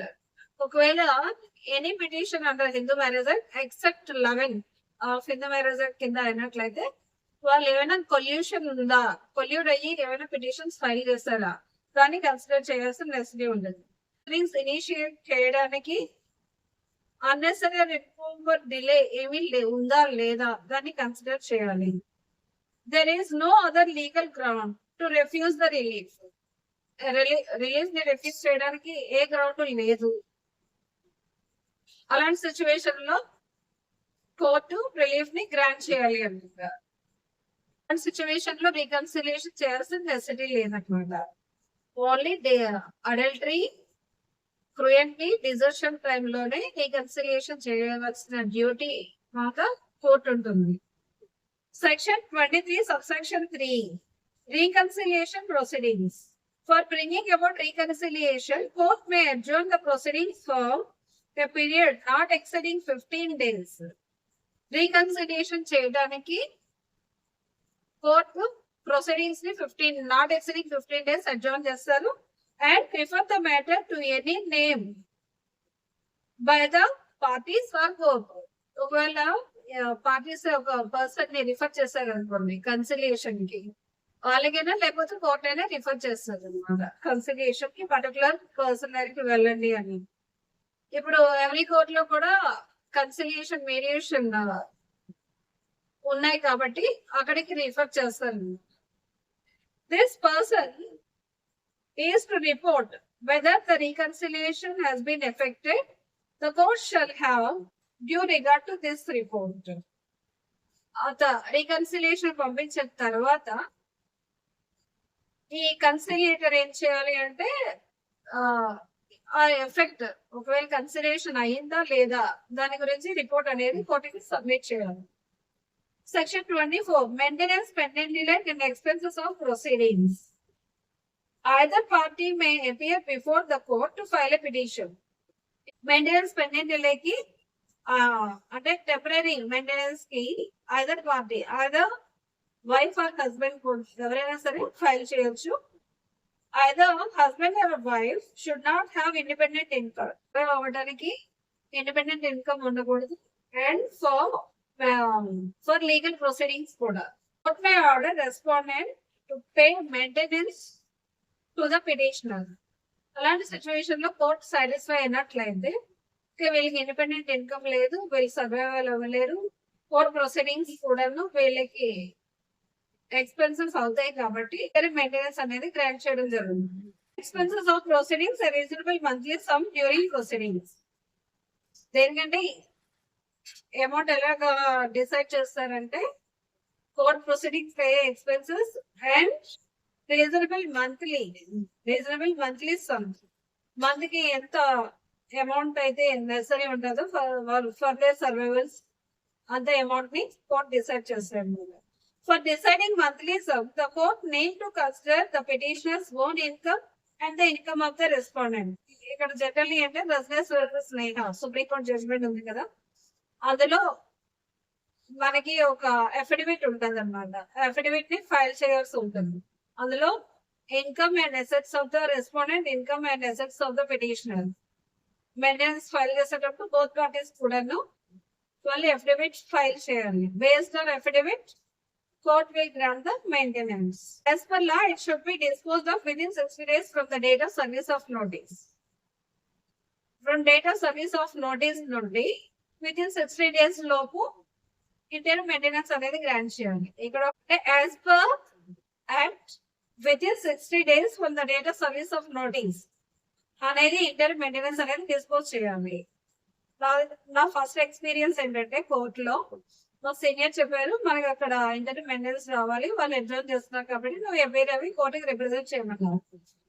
నాకు రిప్రజెంట్ చేయడం అంటే అప్పుడు నేను సెకండ్ డే థర్డ్ డే కోర్టుకి వెళ్ళటం, నేను సరిగ్గా అబ్జర్వ్ చేయలేదు, ఏం చెప్పాలో తెలియక మనకి ఇంకా ఈ పిటిషన్ పెట్టి ఇంటర్ అప్లికేషన్ పెట్టి మోర్ దాన్ 6 months అయిపోయింది. వాళ్ళకి డిప్రైవేషన్ అయిపోతుంది, వాళ్ళకి సర్వైవల్ కష్టం అయిపోతుంది, ఇంకా అవ్వలేదు అది ఇది అనుకోని చెప్పేసి ఇంకా మొత్తం 3 కోట్లలో చెప్పేటట్టు చెప్తుంటే అందరూ కూడా నాకు చెప్పు చెప్పు చెప్పు అన్నారు. ఆ జడ్జి కూడా వచ్చి నవ్వుతున్నారు అనమాట. అలా మనకి యాజ్ పర్ యాక్ట్ 6 months ఉంటది, కానీ రియాలిటీలో మాత్రం చాలా టైం అనేది తీసుకుంది. Section 25 permanent alimony and maintenance. On application by either party, court may order respondent. ఇక్కడ సెక్షన్ 25 ప్రకారం కూడా either party can file an application for permanent alimony and maintenance కి ఫైల్ చేయవచ్చు. కోర్ట్ సాటిస్ఫై అయిన తర్వాత రెస్పాండెంట్ కి ఆర్డర్ చేసి maintenance pay చేయమని.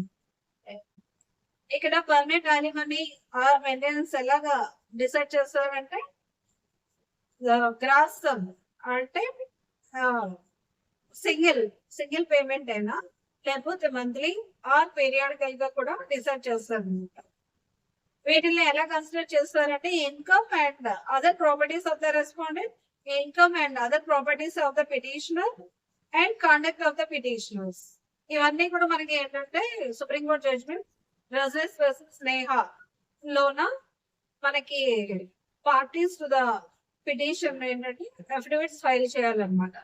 Based on affidavits and the conduct of the parties బట్టి ఈ మెయింటెనెన్స్ అనేది డిసైడ్ చేయడం జరుగుతుంది. So sum is payable for a term not exceeding life of the applicant. ఈ మెయింటెనెన్స్ అనేది ఏంటంటే లైఫ్ ఆఫ్ ద అప్లికెంట్. ఒకవేళ మంత్లీ ఆ పీరియాడికల్ గా అయితే లైఫ్ ఆఫ్ ద అప్లికెంటే ఇస్తారు. అప్లికెంట్ చనిపోయిన తర్వాత మెయింటెనెన్స్ ఇవ్వాల్సిన నెసరీ లేదు. Any such payment may be secured if necessary by a charge on immovable property of the respondent. ఒకవేళ ఇవ్వలేదు, సరిగా ఇవ్వట్లేదు అని అనుకునేటప్పుడు కోర్ట్ నెసరీ అయితే ఏదైనా ఇమ్మూవబుల్ ప్రాపర్టీ చార్జ్ లో తీసుకొని వాటి మీద వచ్చే ఇన్కమ్ ని పిటిషనర్ కి యాజ్ అ మెయింటెనెన్స్ గా కూడా గ్రాంట్ చేస్తారు. Section 25 subsection 2 modification of permanent alimony and maintenance. Where there is change in circumstances of either party, court may vary, modify or rescind such order at the instance of either party. At a change of circumstances of either party, ఏ పార్టీకైనా husband కైనా wife కైనా circumstances change అయ్యాయి అనుకోండి, అలాంటి situation లో maintenance order vary అంటే change చేయడం, మోడిఫికేషన్ చేయడం ఆర్ రిసెండ్ చేయడం. ఒకవేళ వైఫ్ కి అప్పుడు జాబ్ లేదు, తర్వాత జాబ్ వచ్చింది, హస్బెండ్ కంటే మంచి జాబ్ వచ్చింది అనుకోండి, అలాంటి సిచ్యువేషన్ లో రిసెంట్ చేస్తాం.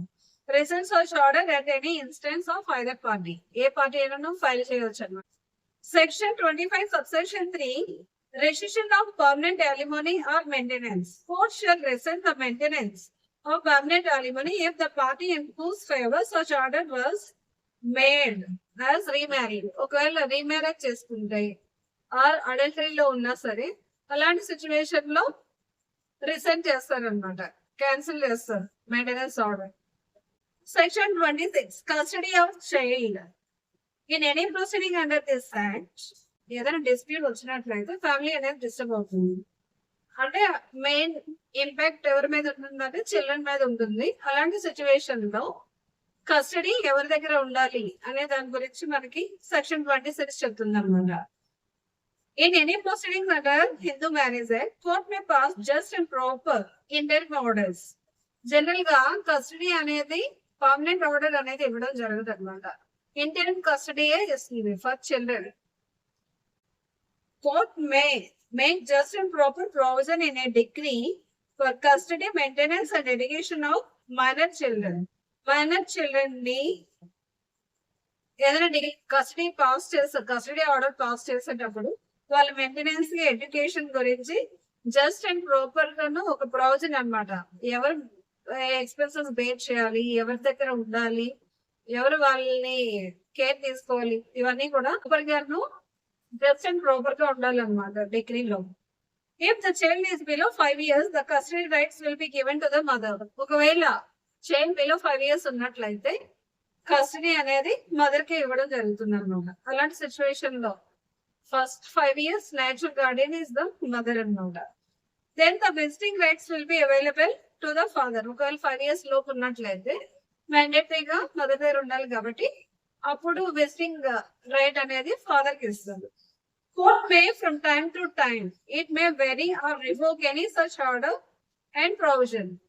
జనరల్ గాను కస్టడీ ఆర్డర్ ఇచ్చేటప్పుడు జస్ట్ అండ్ ప్రాపర్ ప్రొవిజన్ అనేది ఉండాలి. ఎవరు మెయింటైన్ చేయాలి, ఎక్స్పెన్సెస్ ఎవరు బేర్ చేయాలి, ఎడ్యుకేషన్, వాళ్ళ మెడికల్ ఎక్స్పెన్సెస్, సర్వైవల్ అన్ని ఉంటాయి కదా, వాటిని from time to time it may change అనమాట. ఒకవేళ చైల్డ్ కొంచెం వాళ్ళు ఇంటెలిజిబుల్ కెపాసిటీ ఉన్నట్లయితే అలాంటి సిచ్యువేషన్ లో చైల్డ్ ని అడుగుతారు అనమాట, మీరు ఫాదర్ దగ్గర ఉంటారా, మదర్ దగ్గర ఉంటారా అని. అంటే మేజర్ అవసరం లేదు, వాళ్ళకి ఇంటెలిజిబుల్ కెపాసిటీ ఉంటే సరిపోతుంది అనమాట. అలాంటి సిచ్యువేషన్ లో కూడా కస్టడీ చేంజ్ అవుతూ ఉంటుంది. And also for best interest of the child కూడా కస్టడీ చేంజ్ చేస్తూ ఉంటుంది. ఒకవేళ ఫాదర్ దగ్గర ఉంటే మదర్ కి విజిటెడ్ రైట్స్ ఉంటాయి, మదర్ దగ్గర ఉంటే ఫాదర్ కి విజిటెడ్ రైట్స్ అనేవి ఇవ్వడం జరుగుతుంది. 27 disposal of property. Joint property of husband and wife will be disposed of at the time of dissolution of marriage in divorce decrees. Divorce decrees లో joint property ఏదైనా ఉంటే వాళ్ళ at the time of dissolution of marriage వాళ్ళ మధ్యన distribute చేయడం జరుగుతుంది అనుకుంటా. ఇక కొన్ని సుప్రీం కోర్ట్ కేసెస్ లో ఏం చెప్పారంటే ఆఫ్టర్ మ్యారేజ్ ఏదైనా ప్రాపర్టీ హస్బెండ్ అయినా వైఫ్ అయినా అర్న్ చేస్తున్నట్లయితే ఆ ప్రాపర్టీ మీద ఇద్దరికి రైట్స్ ఉంటాయి కాబట్టి ఇద్దరికి కూడాను ఆ ప్రాపర్టీ మీద రైట్ ఉంటుంది. ఎందుకంటే ఒకళ్ళ వలన ఒకళ్ళ ఇంట్లో మెయింటైన్ చేస్తే ఒకళ్ళు అర్న్ చేస్తారు కాబట్టి బోత్ పార్టీస్ ఉంటాయి. వాళ్ళు ఆఫ్టర్ మ్యారేజ్ అర్న్ చేసేదంతా కూడాను at the time of marriage based on their terms and conditions ప్రాపర్టీని కూడా డిస్ట్రిబ్యూట్ చేయాలి. ఇంకా ఏమైనా స్త్రీధన ఏమైనా ఉంటే అండర్ సెక్షన్ 27 ప్రకారం wife can file for recovery of the property. Section 28 appeal from decrease and orders. Appeal with in 90 days. ఒకవేళ family court నుండి అయినట్లయితే అపీల్ టు హై కోర్ట్ కు వెళ్తుంది అనమాట. అలాంటి సిచ్యువేషన్ లో appeal period is 90 days.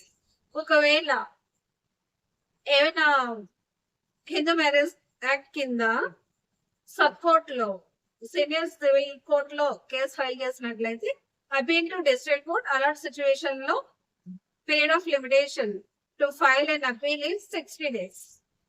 No appeal on interim orders. Interim orders ఏమైనా pass చేసేటప్పుడు వాటికి అపీల్ ఏమీ ఉండదు. No appeal on subject to cost impose చేసేటప్పుడు కూడా వాటి మీద కాస్ట్ మీద అపీల్ అనేది ఉండదు. Order under section 25 and 26 appealable if they are not interim decrees.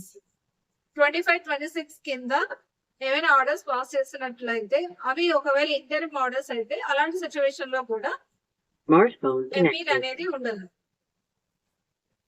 Thank you.